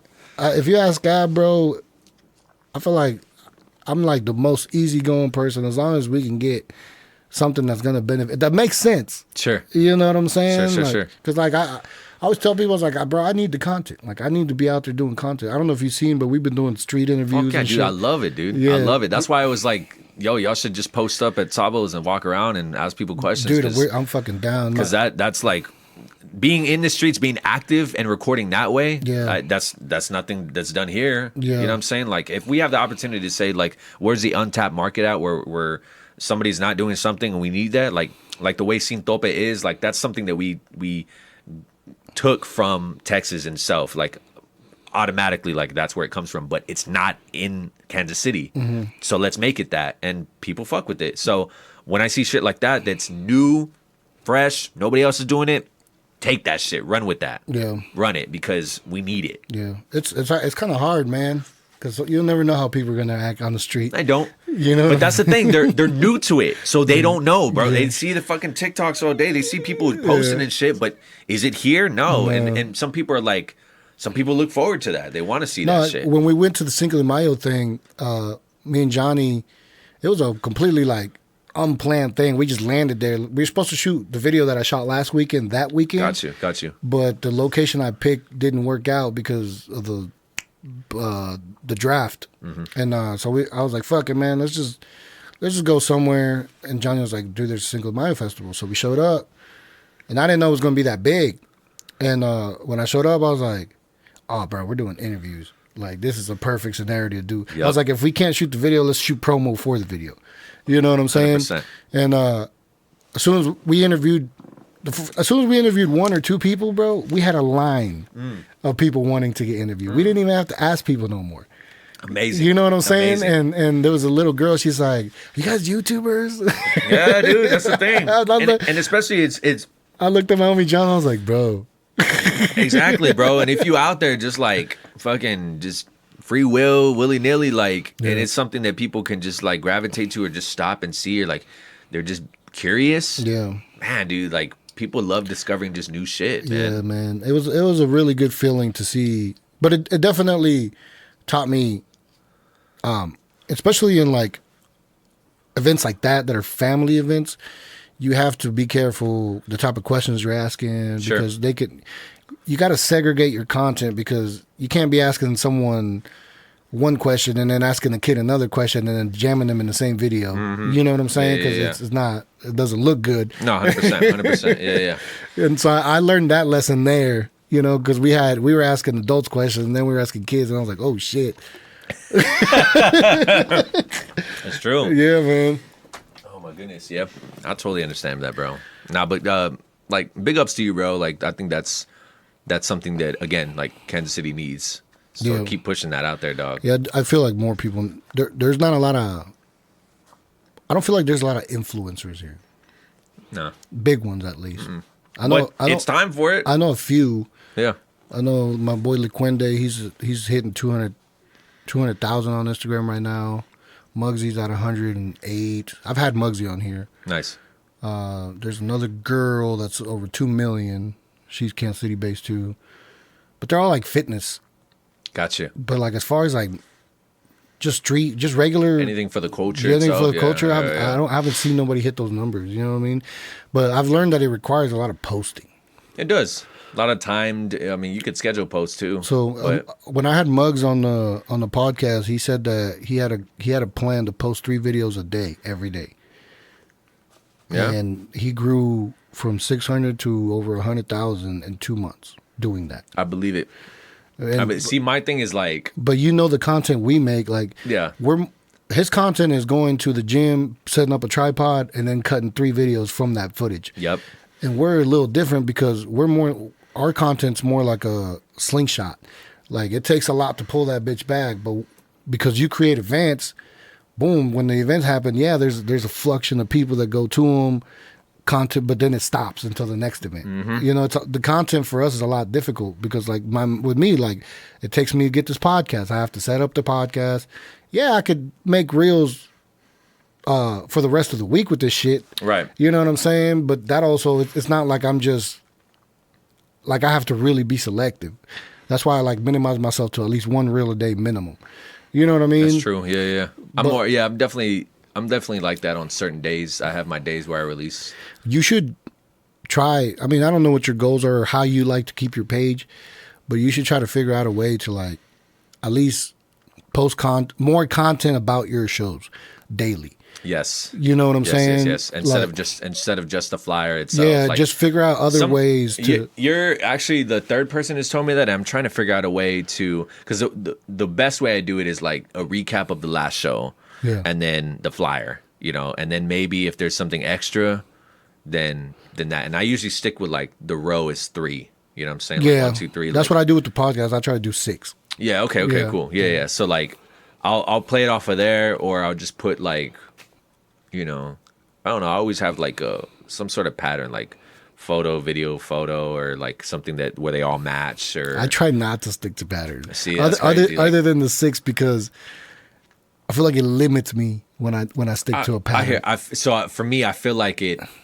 doesn't limit me, but it keeps me like in line with how I'm going about it, so that things don't get mixed up or separated in a sense. Or unorganized. Yeah. Because if I'm posting, like this whole month was like shows back to back, like on the weekend. Yeah. And there were good shows, but there were also like ones that I wanted like a strong attendance at. And for every one of them, like usually there's somewhere it's like, a little private event, little this. But when I looked at the whole scope, I was like, dude, this is amazing. Yeah. But can I get the same people there? You know what I'm saying? Or you know, are people going to want to spend, you know, the money to do that? So I try to just break it up as much as possible. And then week by week, I'm just like really fucking pushing it right there. Yeah. But to release a flyer or some type of content way before, like an actual show is coming out, like that's the hardest part, because I'm just like, man, it's hard to create that content. Yeah. Well, before it, and also like before another major show. That's how I feel when when I'm dropping a single or I'm dropping a video. I don't know what to do before it. I was like, but once I shoot the video and I'm there I can shoot. Maybe I can shoot some footage that I could break down throughout the week. Yep. But before it is definitely hard. Yeah. Posting, bro. Social media. Shit. Yeah. So do you normally do you DJ at clubs? Yeah, I feel like I don't know if you would consider those clubs where I DJ at. I mean, I'm not at Lotus. You know, I'm not at Boulevard Nights. Those are places I haven't stepped in. But I also don't like the. Why not? I don't know, man. I feel like I just don't fit in there. I feel like I have too many other genres I spin that it's not just directly towards like just one genre. Hey. Yeah.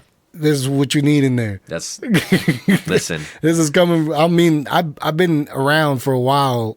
I know my music, and you need FK Menace. And I appreciate that. You do need FK Menace. I appreciate that. Yeah, I feel like the first stop that I really got to really diversify my music and really come together and play fucking anything was the Ship, and then it led into places like Nighthawk and then recently Parlor. Mockingbird Lounge on the Kansas side is kind of where I got my first residency doing a Latin night. Yeah. But also implementing in some old school and stuff like that. Just kind of reading the room and stuff, and looking at the type of people or even just like the age that was going there, because that bar is right in the middle of a neighborhood, so it's everybody from the neighborhood. See, from coming from a DJ's perspective, is there a lot of DJs that just kind of follow suit? And just kind of do what's popping. Yeah. Yeah. Is it hard for them to like break the ice as far as like bringing back some OG shit? Like that? I don't know, man. Like some DJs out here definitely have a wide range, and they know how to really place things together nicely, and they can cut. And I don't know, man. Like, then there's other DJs that fall into the underground world where my night shift crew comes in, where they're playing a lot of like really long sets, like that flow into a certain other style of music that's not what you would normally listen to. And then I feel like there's some who don't know how to place it, and they're just spinning like what's hot. You know what I'm saying? Like what people know that they're gonna like. Yeah, that's why I hear Bad Bunny all the fucking time. Yeah, dude. And my thing is like, if I'm gonna stick in Bad Bunny, I'm gonna give you a different style of remix, but I'm also gonna only play remixes and stuff and selective stuff that I find that I just think is like the shit, and I know I can mix it with something else. I found this one track that has the same bass line as that song Choppa Style, Choppa. It had the same bass line, and I was like, these can mix. And there was like a reggaeton track mixed with that track. Bro, Abnorm loved that what's his fucking name? That Gorilla Zoe and that cumbia mix. Love that one. Love that one. When I played that shit for Ab, he's like, bro, play that shit again. Yeah. I love it. Oh, that's my favorite That's one. what I'm saying. People haven't even really tapped into the cumbia. Yeah, bro. see, and that's the thing. It's like I got tired of playing the top 40 shit, what was hot. Like I'm not your typical KC DJ where there's like a lot of that like real hype, exclusive flavor that you're gonna hear. That's like, just more like the, I don't know what pop. Yeah. I'm not playing pop shit. You know, I'm gonna play. I'm not playing pop shit, but I'm also not playing hella gutter hood shit either. Yeah. So I'm like right in the middle of like just giving you the Latin vibe, but mixing that hip hop in there. So I'm giving you like Mexican American shit, like that's in that pocket. It's fucking needed. But it's needed. But I also love all Latin culture. So when I stick in the Brazilian funk or the dembow reggaeton, and that's amazing, bro, because teaches people new rhythms. Exactly, and that's what I want is like I want to be able to step in and not have this criteria. I want to be able to step in and say, hey, I created this set, I'm playing this set, and I want you to hear new shit. But I promise you, you're gonna hear shit that you know. I'm gonna tell you right now, it's your responsibility, bro. Right. To keep cumbia alive. Fuck yeah, dude. To keep salsa alive. I'm the one, baby. It's your responsibility, bro, because I come from a culture of dancers. You know what I'm saying? When I remember back in the day, you went to the fucking quinceañera, you ask a bitch to dance, and she danced. It was a lot easier to take women out to dance back then. Nowadays, when you go out, bro, there was this was one time, bro, that I was asking women to dance. None of them would dance, bro. Wow. And I was like, I'm gonna ask the ugliest bitch. I was like, I'm gonna go to the ugliest bitch, and if she denies me, it's not me. That's not me. Yeah. Got denied, bro. Wow. And I looked at her. I was like, you motherfucker. and you're literally just sticking by. But like, you know why? Because they think all they know is fucking grinding. Mm-hmm. So I'm not gonna grind on this motherfucker. But I'm like, bro, don't have to. Like, that's salsa is different. You know, it's literally just like I need a partner. Like, or they don't know how to dance that. That's true. That's true. Yeah. But why? Because when they go to these clubs, that's all they fucking hear. Mm-hmm. You know what I'm saying?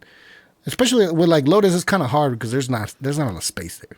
Sure. You know, so when you get a cumbia, it's really hard to kind of dance that because. But what's okay? So my thing is because I'm gonna tell you a story. But my thing is those women went there to hear that music and to dance because most of the people that go there are wanting to dance. Yeah. Like especially at salsa. All my night. friends, I told them, like, we're going to a Latin place. Bring a date, bro, because the chances of.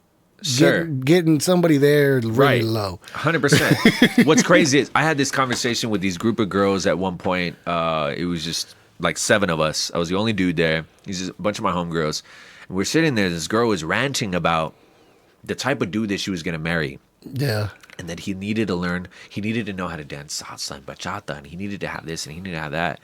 And I'm like, okay, so what if he doesn't? It's like, well, then, whatever. Well, I'm going to be honest with you. I'm not attracted to women who don't have rhythm.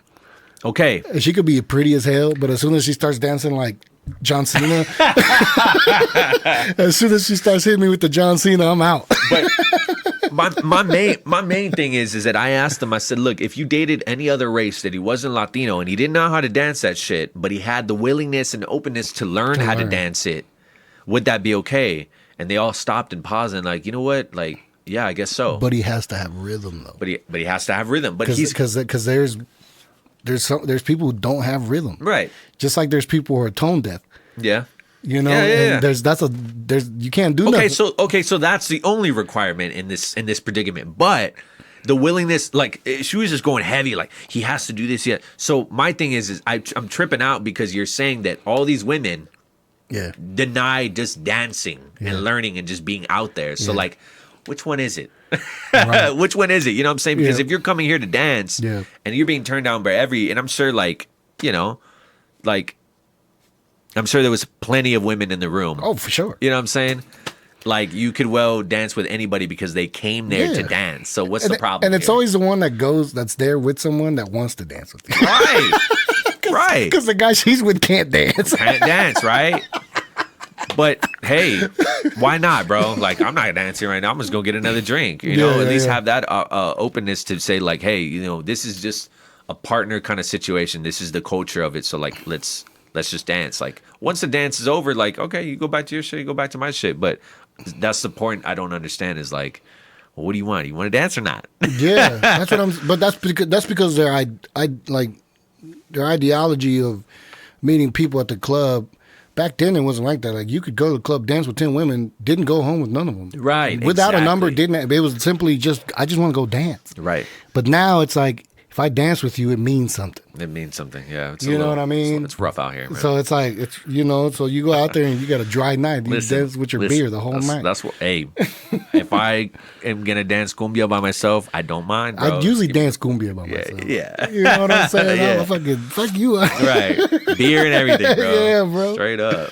No, but I just want to put that on you, bro. It's your responsibility. It's my resposibility. I'll take that responsibility. Alive, I'm shoving cumbia down people's throats and ears and shit. 100%. That shit needs. There's a group called. I gotta shout them out, bro, because they're one of the dopest cumbia groups that are starting out.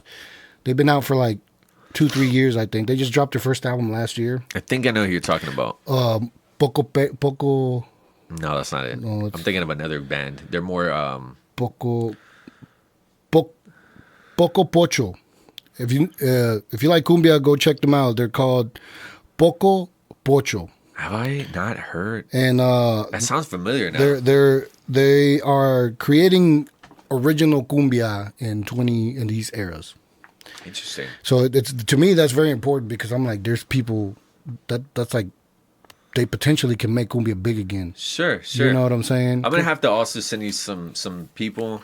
There's this I think it's a group that I listen to called Quantic, and they do a lot of like hip hop edits, but cumbia versions, but real like slow and like. No, check them out, bro. Yeah. They I heard their album. And I liked all their songs, but there was one I was like, dude, if this got the exposure. Listen, what did I say before? What did I say? I said if you come to the show, I'm gonna add something personal, so it will be in my set now. I'm gonna go look it up now. Go look see it if I up, can put it dude. in there, dog. Because typically I have like a whole downloading session. I just search and shit and try to curate a list, but. Because I feel like Dominicans still do bachata. They still create bachata. They still create their music. Like merengue type shit. Yeah, like why aren't we fucking still creating cumbias? I don't know. You know what I'm saying? Like where are the real cumbia groups that are... I think it's spread out now. I think there's different types of cumbias now. Tribal. Yeah, tribal, but also like, again, I've been into that psychedelic shit. Like where it's just... But that's more like instrumental, right? More instrumental, less vocal. Are you making it? I've made some. Yeah. Off the second match, you can find snippets. Dude, if you ever make some and like need vocals or fucking holler at me, bro. Yeah. Because I want to make cumbias. That'd be dope. Yeah. No, I've dabbled with it a little bit. I've wanted to drive into it a little bit more. I feel like that's what would get me to make music again, is making a different genre than the hip hop shit. I feel like I'm gonna pitch an idea to you. Corridos. The reason I feel like they're working right now is because they're starting to mess with like trap tempos, and I feel like if cumbia kind of fell in the same template, it might work. You know what I mean? It's out there, bro. Like who I was talking to, El Dusty. That's who does that. Wait, that does sound familiar. Yeah, that's who does it. El Dusty. El Dusty, yeah. Is he a producer? Mm-hmm. Yeah, producer DJ. That's who I opened up for at Lemonade Park last week, and that's the dude I've been watching for some time. Like that's all he did was cumbia trap. That style. Yeah, but so like, if you listen to the corridos, they don't have trap drums. No, but he does. So that I feel like and that's like, I'm not saying that his music, I haven't heard it yet, but what I'm saying is when I hear a corrido with trap drums, I don't like it. I like the corridos are originally without the drums, but with the rhythm. With the rhythm, because corridos have never really had. Some do, some don't. They never really had drums. You know what I'm saying? They use the guitar, the whatever. You know what I'm saying? And I feel like I feel like when that happens, it kind of keeps the essence of the corrido, but it's just in a different tempo that people actually understand. Gotcha. And I feel like if cumbia was in the same template with the same instruments, just in that template, people might be able to understand it different. I'm gonna see if I can play you the ones that I feel that are like that. Because my homie Alain sent me a few corrido traps, and as soon as I hear the drums, I'm like, nah, bro, it's kind of corny.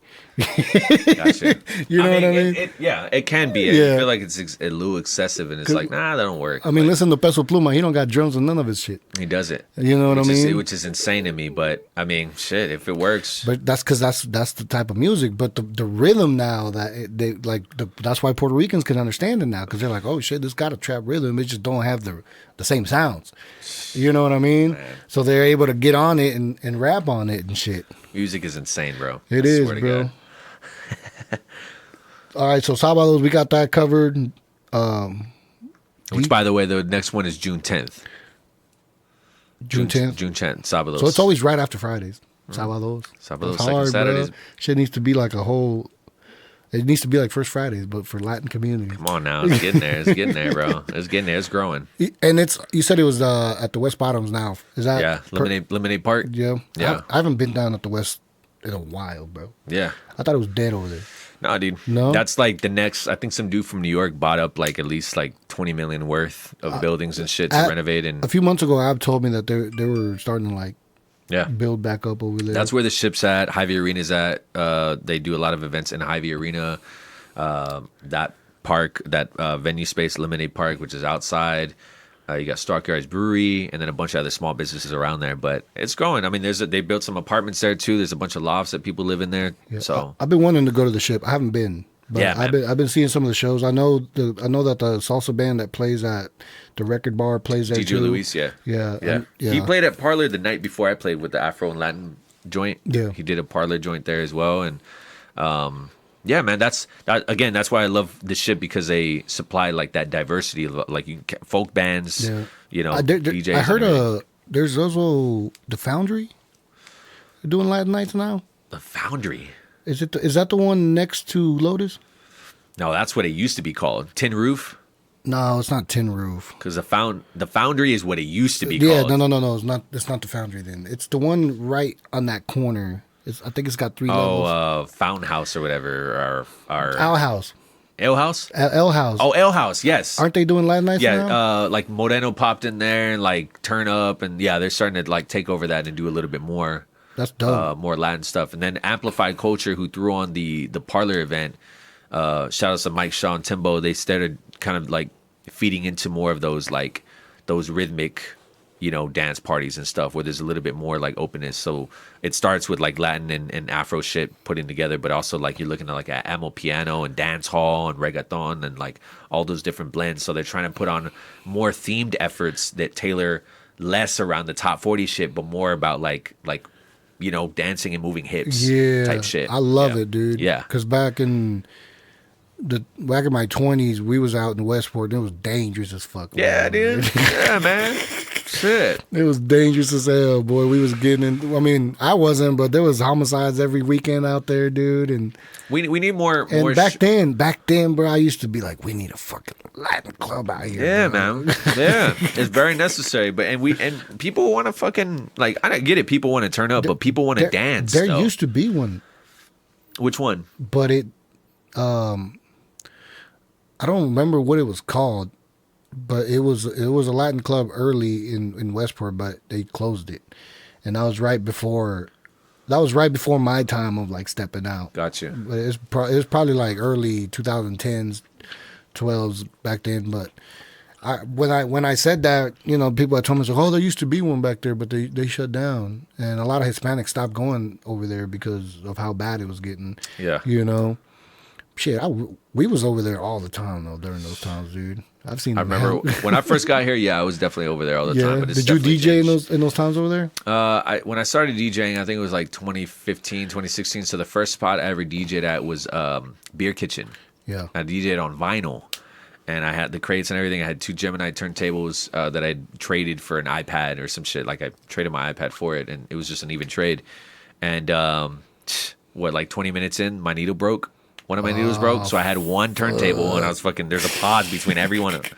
It was stupid, bro. But that was like one of the first few times of spinning with records, and then I actually played 3 to 5 shows with the turntables and the controller. So I had my controller and my laptop, and then my own personal turntable situation. Because once I ran out of records because I only had a small stash.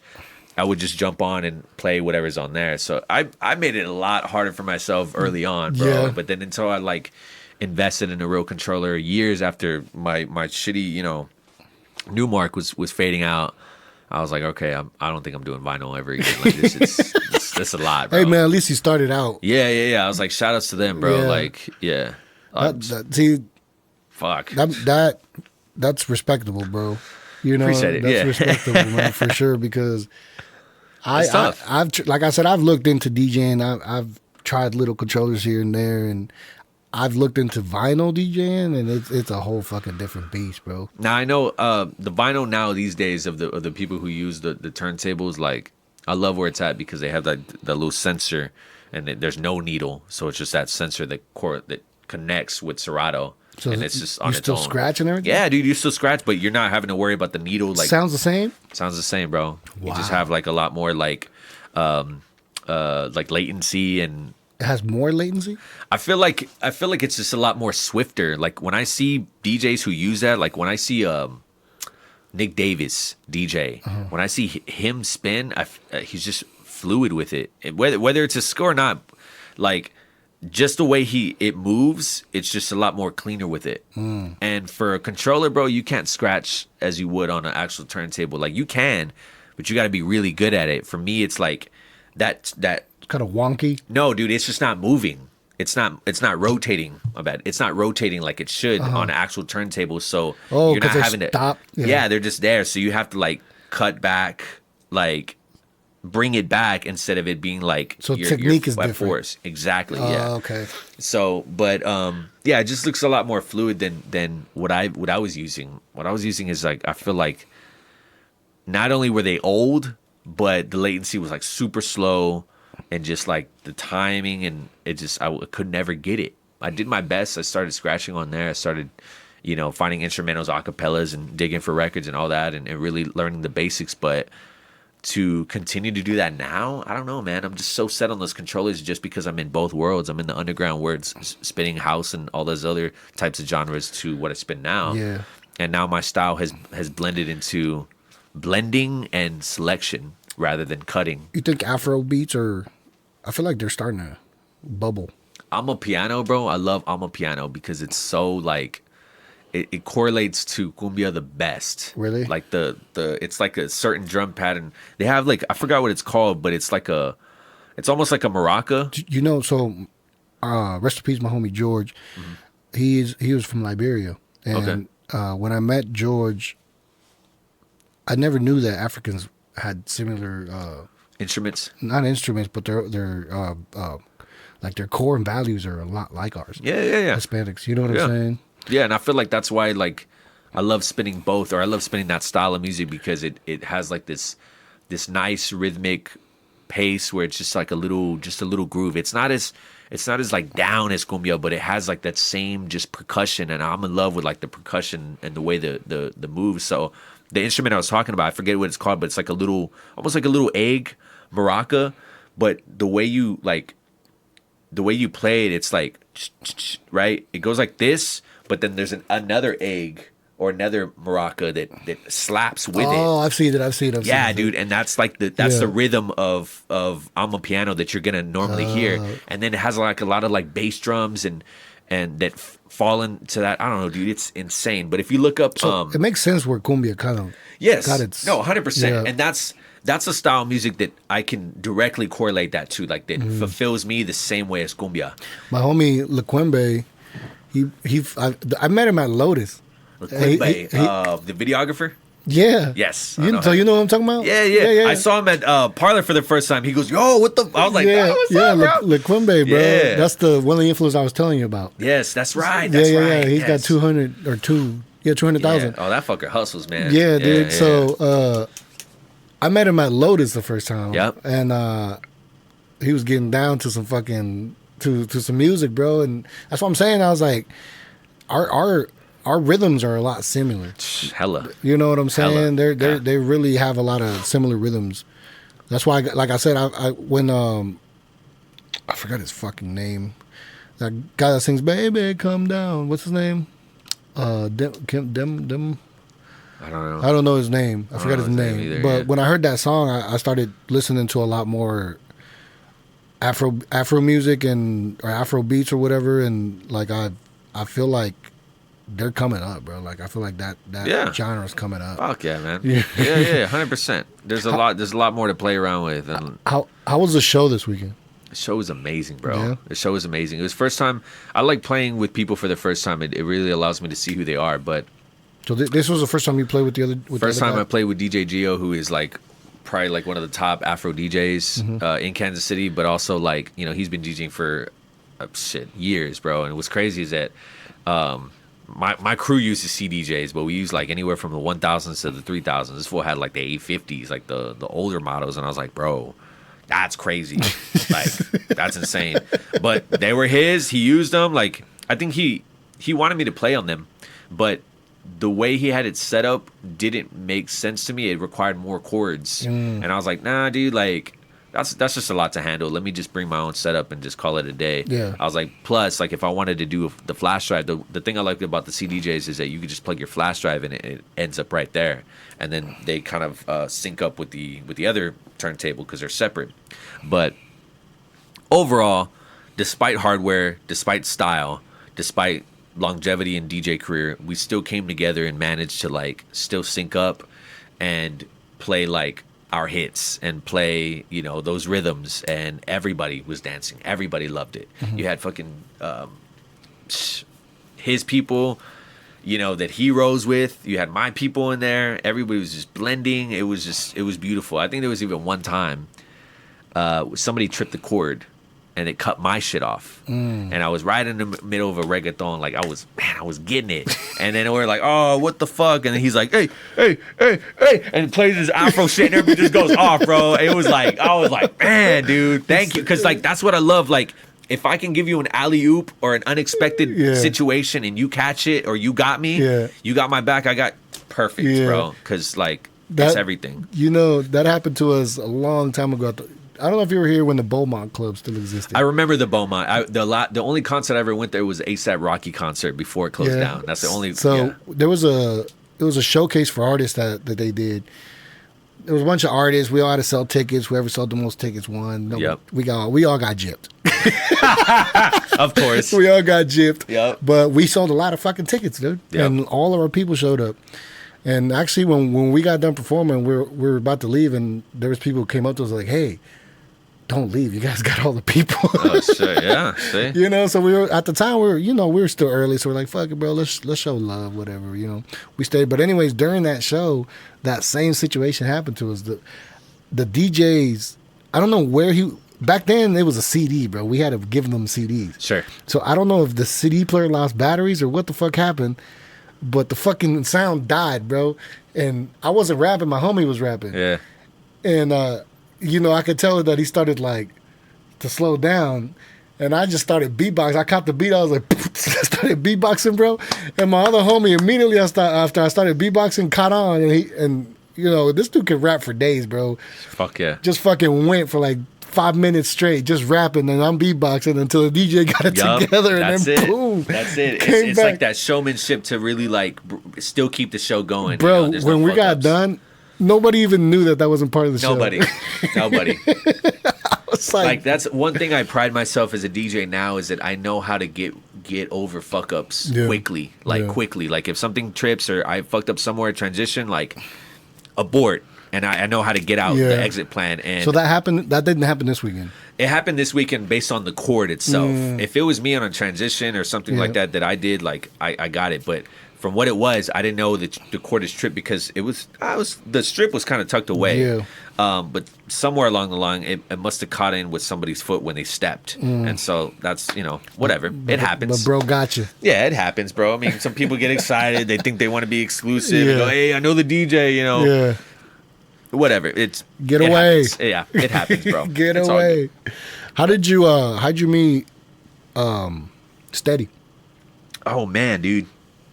Fucking Steady, man. I met Steady in the beginning of 2013. Steady was DJing a show. He was DJing a fashion show where I think Mean Mule Distillery is at now in the Crossroads.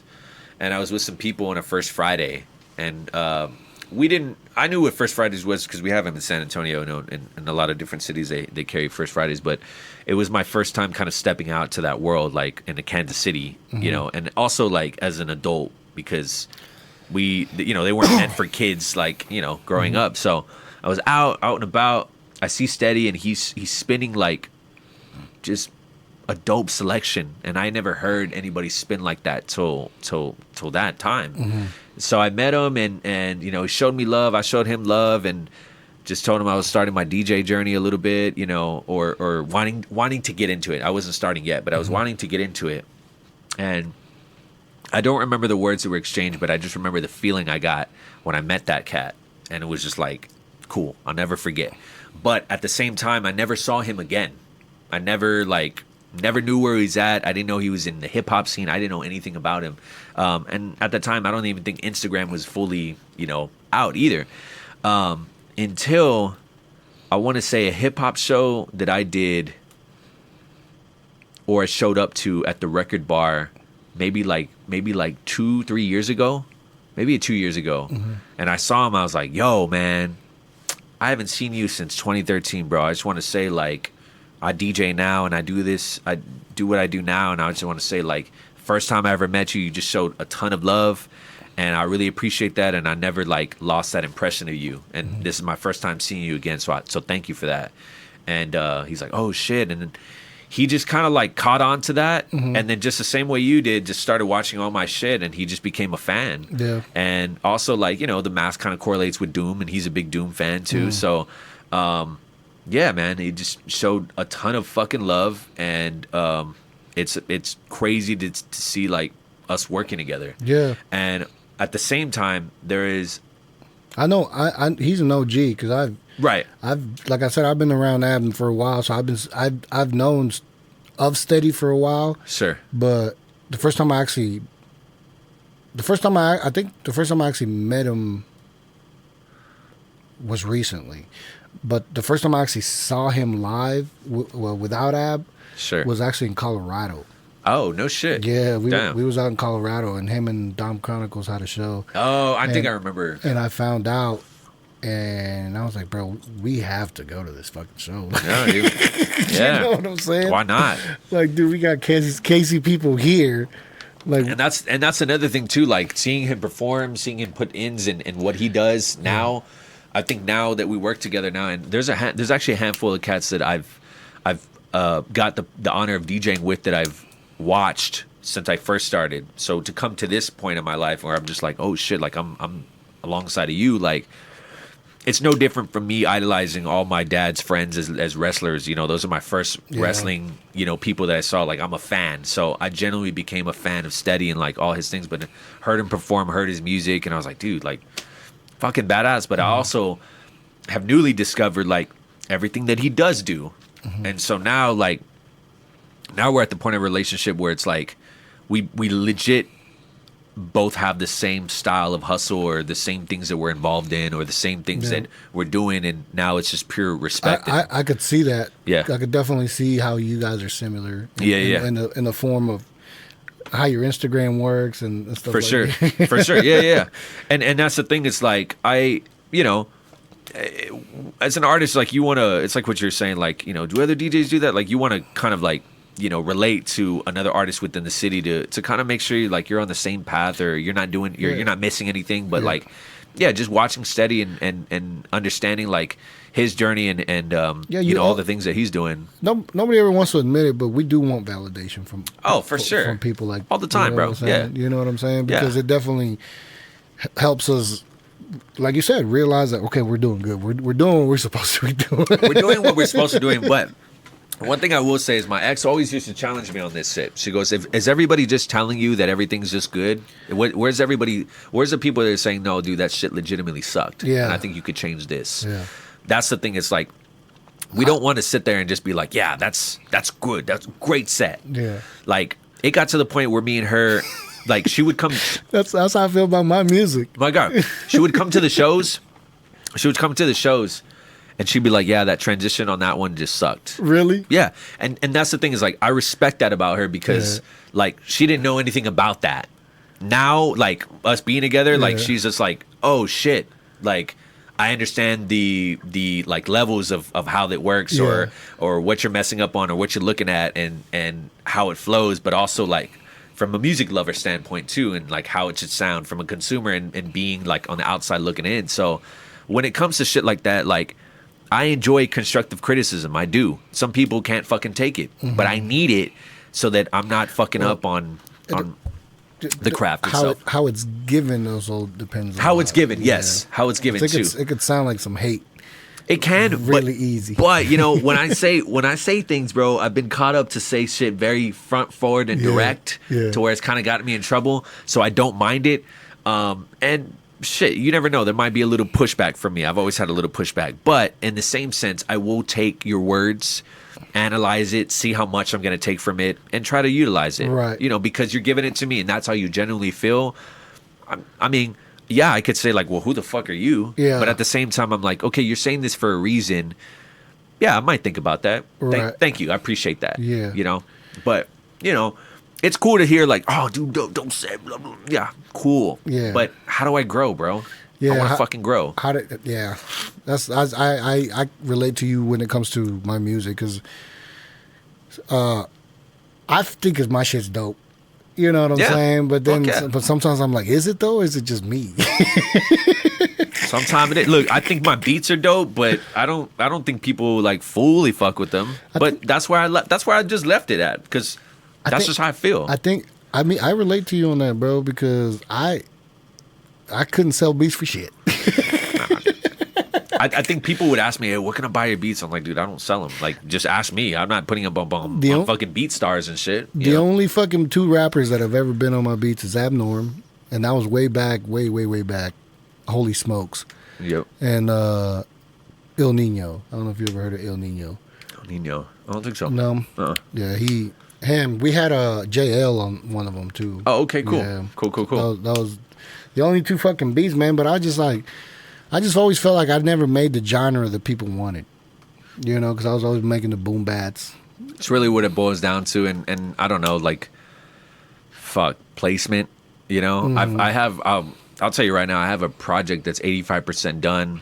It's like menacing style beats. You know, some are trap, some are boom bap, but I mean, I don't know, dude. It's meant for me, bro. It's like most of the projects I put together on my Spotify are all kind of like they're all kind of like story based in a sense. They all have like a theme to them, like that style of beats or what I was dealing with at that time. Yeah. So sometimes I just like it to be just that. I don't want you to come in with your hard and heavy shit when I'm thinking about some like sad, crazy shit that already fit that vibe already. The other way I did it was I released a couple projects called the Switch Ups. Yeah. So the Switch Ups correlates to remixes in the DJ term. You know, so a Switch Ups is something that my pops would do in the wrestling ring, where he would battle in a mask versus mask match. And if he lost, they would take off his mask and obviously reveal his face. Mm-hmm. However, his switch up was he had another mask underneath. Yeah. And it would be like, got you. Yeah. So every cover that I did for the switch ups, there's only 2 of them, but it's a picture of ripping off the mask halfway, and you can't really see, you know, the full face. But those beats that are on Spotify and all platforms are just the beats. On Bandcamp, they're remixes. So you have like Mac Dre, Crime Mob, Biggie. Like you'll hear all those beats with actual lyrics over them from those remixes. And on top of that, for every one of those songs, they're performed in the streets of San Antonio or Kansas City. So if you look them up, you could see like just me in the streets performing it and pressing that acapella and then cutting in, cutting out. And then exactly what you hear on the project and how it's like cut in and cut out is exactly how I performed it in the street.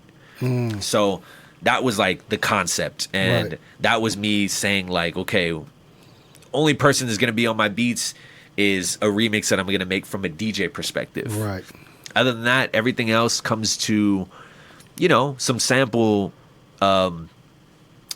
base. I think at the end of the second match, there's 2 tracks. One I sampled Los Angeles Negros, the other one from my uncle from his 45, and overlaid on top of it is my cousin explaining who we are as a family and our name in Spanish, and it's from an interview that's on YouTube. So it literally ties it in. You've heard everything else. Well, here, let me explain it to you. I've already explained it to you in English. Let me have my cousin explain to you in Spanish the full thing. So yes, it's very narrative and story driven, rather than having somebody come in and be like, yo, it's just a beat. Like, I'm getting on. You know, that's why I just never sold anything. I always wanted to keep it for me. Like, it's like very personal. Exactly. Like my own kind of diary, my own story of like, here, let me let you in on a little insight. So this next one is called Rudos, and it tailors around the music, the menacing music that my pops would come out to. But it has a lot of like, you know, samples from like I think I have one where it says not finished. It's called not finished, but there's like a lady like selling like pan. You can hear like the samples in the back of her like screaming and stuff, and that's a sample within itself. But then the beat is like Quincho Soul had stuff like that. Yeah, you know what I'm saying? Yeah. Like getting back to some of those styles and adding in those little elements and implementing some of these like things that influence me, because I still look at hip hop pioneers and what they've already done, and I'm like, yo, what if I had? Because there's this one track, it's called Piensas de Lemos on the second match. I'm in love with like beat switches, so every beat you'll hear, like there will be some type of beat switch. But on that one specifically, at the end when the beat switches up, Ivory from Delinquent Habits, I put a verse over his one of my beats. Yeah. It might be on I'm Addicted Yeah. because there's a portion when he's rapping with no beat. So I'm like, oh shit, this is just an acapella. Yeah. And so I place it in perfect. Like, that's what I wanted. That's what, yeah, dude. Yeah, 100%. So, yeah, it's like taking these pieces and like the influence, the story, the narrative, the shit I find on YouTube to sample. So you got a beat tape coming. Yeah. I mean, it's 85% done. I'm still trying to figure out like the arrangement and more of like me getting back into it. But the beats are solid, man. I've created some crazy shit that people might understand if they've been paying attention, but also like paying attention to the culture. You're gonna recognize some of those samples where like, oh, I know where this is from. Wow, he did that. That kind of thing. Yep. I was it's really hard. People don't understand how hard it is to stick these things together, man. It's not just something that just happens. No. What the fuck was that? I don't know. Did I see something? I didn't see nothing. I thought I saw a light. I'm fucking tripping. Shit. I didn't see nothing. No, but people do not understand the work that it goes behind. I've always wondered if producers took as much time as I did. Yeah, see? That's the light. That light. Yeah. I always wondered if producers took as much time as I did creating some of these things, man, Yeah. because it takes me a while to make a beat. It's rough. Is that how it goes for you? Yeah, it's rough because I have an idea and I'll sit on that idea, but I have to come back and make a second beat and try to mush those together. But I also have to find some sample cuts. I also want to see if I can implement some scratching maybe, other genre influence. Like there's so many ideas that go into one beat. I can't just like Really? I'm already indecisive as a motherfucker. So when you start your process of beat making, do you already kind of know what you're going in for? No. I could just gather like I have a bunch of credits on TrackLib. Mm-hmm. If you use TrackLib, it's like cleared samples that other DJs and producers have used, and it's royalty free. Like they've already cleared them themselves. So here's the catalog. Mm-hmm. You can go in, search whatever, and month to month it builds up credits. So I have at least like 2,000 or some shit where I could just go in and download different tracks. At the same time, in the DAW system, you could fucking like loop it, like just to get like a little sample of how you would. So I'll go and I'll listen to it. I'll download all of them. I might stick 2 to 3 together. I might take pieces from whatever.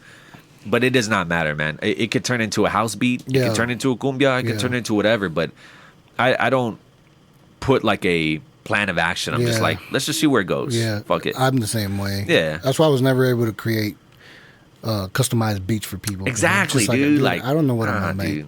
I don't know. Again, go to BeatStars for that, bro. Like straight up. Yeah, because my work process was always finding samples on vinyl. You know That's what I'm true. saying? Yeah. Mine was, so it's like, as soon as I heard the loop or that little loop that I wanted to use, it could be happy, it could be dark, it could be whatever, dog. One thing I will say, I was just talking to homegirl Baby B about this, is that the art of sampling has changed for me because machines started fucking up a little bit when I updated. But also overall, like I think just the laptop or the software, it eliminated the sampling method on there. So I can't truncate anything. I can't like fade out a sample. I can't do any type of fixing of a sample on machine. So I had to go and download and fuck with Serato Sample and implemented that as an extra plugin, as a third-party plugin. So every time you throw it in there, it's like it's a whole process to get it in there now. But it makes sampling easier, which is making my workload easier, but it's lacking the creativity because it's so easy. Yes. Because on machine, it only accepted some files, right? So you have to go and convert it to a WAV file. Yeah. And then on top of that, like... That's why I mainly use vinyls, because I'll just record it straight into it. Exactly. But even then, vinyl started giving me a hassle. I couldn't... It says, like, fucking hassle. Output not found anymore, so I can't sample from vinyl anymore. It's like, now it's limited to a point where I basically have to like reset the entire thing and throw it back in there somehow. But nah, dude, like if you listen to like some of my early projects and what I was making, like I was really meshing shit together. Like sample, I think I have this one where it's like the Gap Band, Tupac, and like Curtis Mayfield all into one, and the shit sounded funky, bro. Like I'm gonna send you. I think you would like that beat, but I'm gonna send it to you, and you could just hear a little bit of everything. Now it's like I could still do that, but it's so accessible, it's so easy that it's not challenging enough, and it's not allowing me to think even more so like, okay, how do I message? Think about like an MPC. You only have a small certain amount of sample time before it ends up, then you got to like record and then insert again. Like my homie still uses MPCs to make music. Like we even have a project where I made shit on Machine, he made shit on MPC, and that's how we collab. So we have a tape just sitting there that we've never released. But that style and that work to get there, same way that Jay Dilla did, it's now easy and accessible that fuckers don't even use shit like that, and they're on Fruity Loops just dragging and dropping. Not to say that's the wrong way of doing it, but it kind of loses a little bit of like the creativity. Yeah, it's like dude. AI for sampling. Exactly, man. And I get it. We're trying to be, we're trying to help out. We're trying to make things better.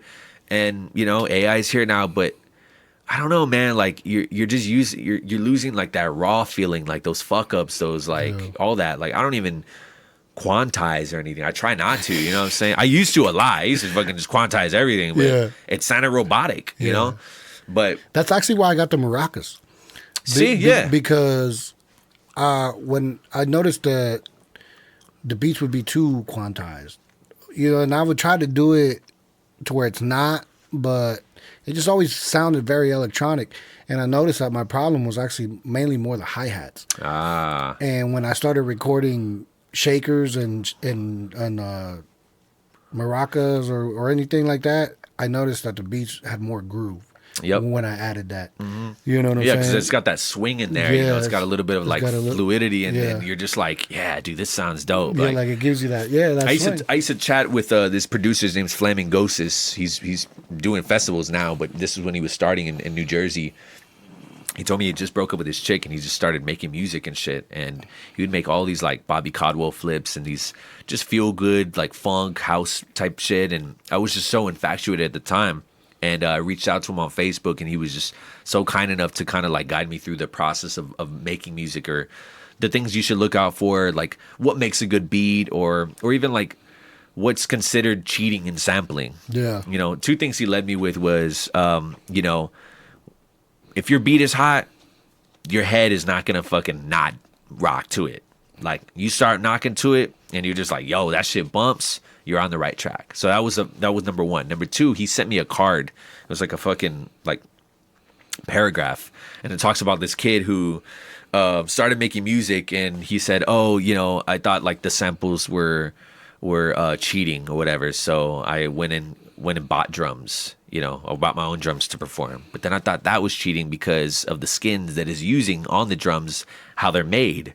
So it's like, fuck, I thought that was cheating too. So then I went to go skin my own goat or my own fucking animal and made the drums myself, but then that's cheating. And he's like, I don't know, dude. I've been lost, man, just with all this goat and all this other shit, So like, he's like, bottom line is like, don't ever feel like you want to limit yourself because it's cheating or because of this. Like, utilize your resources.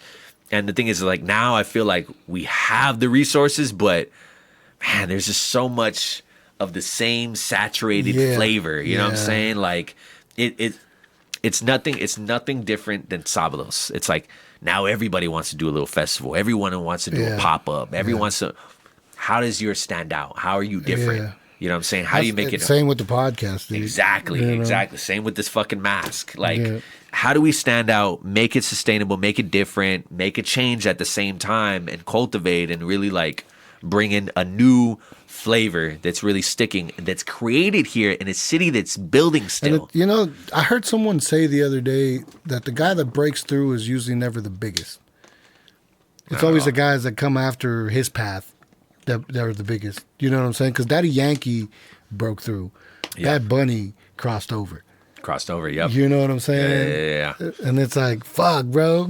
Weird, dude. It's weird, man. It sucks for the guys that create the ideas. Yeah. And break the walls and fucking cut the path. But hey, look, listen. The one person I can think about, one of my favorite rappers of all time, one of my favorite groups of all time is 3 6 Mafia. And everybody's been using some of their fucking samples, that drum breaks, those patterns, and Project Pat's vocals and all this other shit.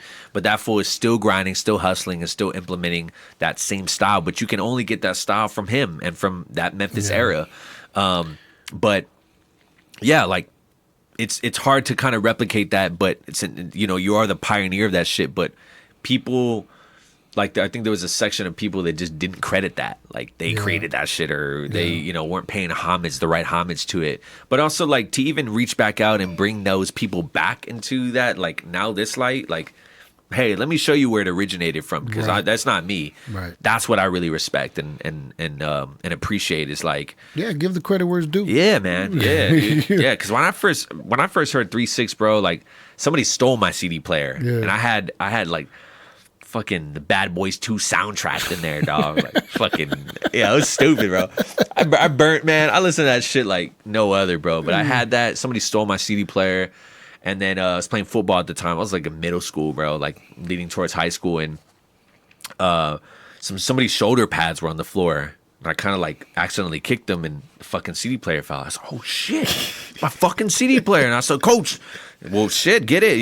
So I had like new iPod headphones. So I was like, fuck it, dude, new headphones, the good shit, like good headphones, had that, and it had 2 CDs in it. It had a Metallica CD, and I wasn't really into rock or introduced, but the other CD was like blue, scratched up, burnt, fucking some lettering on it. Yeah. Play that fucker. First song, Cheese and Dope by Project Pat. The rest of it was Chapter 2 World Domination, like all of old 3-6 Memphis shit. Yeah. And it blew my fucking mind. I was like, what is this? I'm interested. Like, I want to know. And especially just coming from the South, I hadn't really found something from the South. Like, my pops dabbled into SPM a little bit, but Texas music wasn't really like something that really stuck. Like, it took me years to figure out, like, UGK, Zero, a little Kiki, all those people. You think that had to do with you being from there? Yeah. You just kind of like, it's no different from you saying, oh, it's mariachi music. It's here already. It's just something that I never really appreciated really like until I got here, like where I'm from. Cause like you have this sense of pride, like where you come from. So you're like, man, fuck all these motherfuckers. Fuck them, I'm Texan. Like I'm from here. Yeah. And yeah, that's why with the corridos right now, I'm like, yeah. The fuck?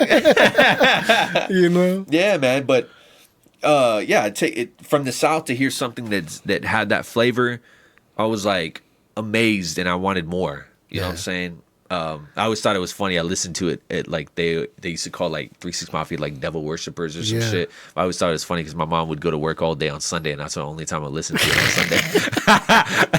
So I like pop in my CD player. I'm in my room and I'm just bumping that shit like all day, bro. Fuck, on church days. On church days, bro. Like shit, we were just at home stuck there for like fucking 12 hours, just fucking in separate rooms. Me and my sister, bro, just fucking kicking it. I'm listening to 3-6, fucking slanging dope and fucking bitches and shit. Jeez. That was my mom with Outkast. Oh yeah. I don't know if you remember, but it was the one where they got the black flag, the American flag with black and white. Oh, Staconia? Yeah, Staconia? I think so. Yeah. And the CD. I think that's when I fell in love with black women, bro. I don't know if you remember, but when you open the CD, the portfolio. I had never seen the actual CD though. The portfolio had a black woman. I think she was in a thong. I don't know what it was, but dude, I used to stare at that motherfucker all day. Fucking crazy on my wall and shit. Yeah. My mom used to hate the fact that she would never let me get those CDs, bro. Oh, dude. My mom used to take a bunch of CDs back. She'd be like, nah, dude, they're not listening to this shit, dude. Bro, when the Chronic came out, dog, like anything, like the one I stole from my cousin was Get Rich or Die Trying. And that one, like, there's a fucking bullet glass shatter on it. But I took it and, again, like, stole it from my cousin and listening. And my mom was like, what the fuck is this? What are you listening to? Like, well, the thing is, when the Chronic came out, the videos came out, so it was all over MTV. Yeah, it's out there. My mom knew exactly what we were listening to because she was watching all the videos. They had strippers on the poles and everything, dude. But it was too powerful, bro. They couldn't keep us away from it. Hell no. Because I was just like you. I was sneaking the disc, going outside with my little CD player. Jamming, bro. Jamming, man. Fuck, man. I miss those days, man. Man, those, yeah. Just discovering the good music that is forbidden. That shaped us, man. Well, I feel like we covered a lot, bro. Yes, sir. I feel like we covered a lot. man. We're about to hit the 3-hour mark. No shit. Yeah, we're Get the fuck out of here. 2 hours and 24 seconds. Oh, goddamn. Or 2 hours and 24 minutes. Is there anything else you want to add? Before we get out of here? Man, dude. I don't know, man. There's a bunch of different shows. I don't know. When are you releasing this? I don't feel like I got to cut anything. So I'm probably going to upload it tonight. Okay. Well, shit. The ship this weekend, Friday, I'm doing a birthday celebration. I got Sábados on June 10th. I'll also be in San Antonio starting on the 27th. So we're doing a bunch of things with my crew, Night Shift. Shout out Night Shift crew. And I don't know, man. Just stay tuned, man. There's so much shit coming out, you know. Make sure you follow FK Menace because Yeah. that's where you're gonna get all the info about all the shows, and if you like the Latin vibes, all that, man. All that. If you want to get involved in Sábados, let me know. If you want to fucking, I don't know, dude. Like, if you're at home fucking bored, not doing shit because you think that there's nothing going on, there is. There definitely is, and I got it for you, 100%. Yeah. So get involved. Like, I'm here for you. Just stay tuned. I mean, fuck, I don't know. There's so much different shit. I'm really excited for it. I think this year has already started off to a great start. Yeah. And just this journey I'm on, like I'm excited to really like pull in and collaborate with a lot of different people and just really bring it together. You know, make some change and shit. Where's the show going to be this Friday? At the ship. At the ship. Starting at 9 to 1. Just a little birthday situation, just playing all types of different flavors, cumbia, reggaeton, hip hop, trap. You know, we just have fun with it. It's gonna be dope. So that show is always dope. It's always like just a good time, and there's plenty more on the way. That's pretty much it. So right on, bro. Fuck yeah, man. Well, appreciate you for coming, man. Appreciate you having me, brother. Yeah, dude. It's been fun. It's been a pleasure, bro. Yeah, man. We'll be back, dude. Yes, sir. Fuck yeah. All right, y'all. Take it easy. Peace, guys. Yeah.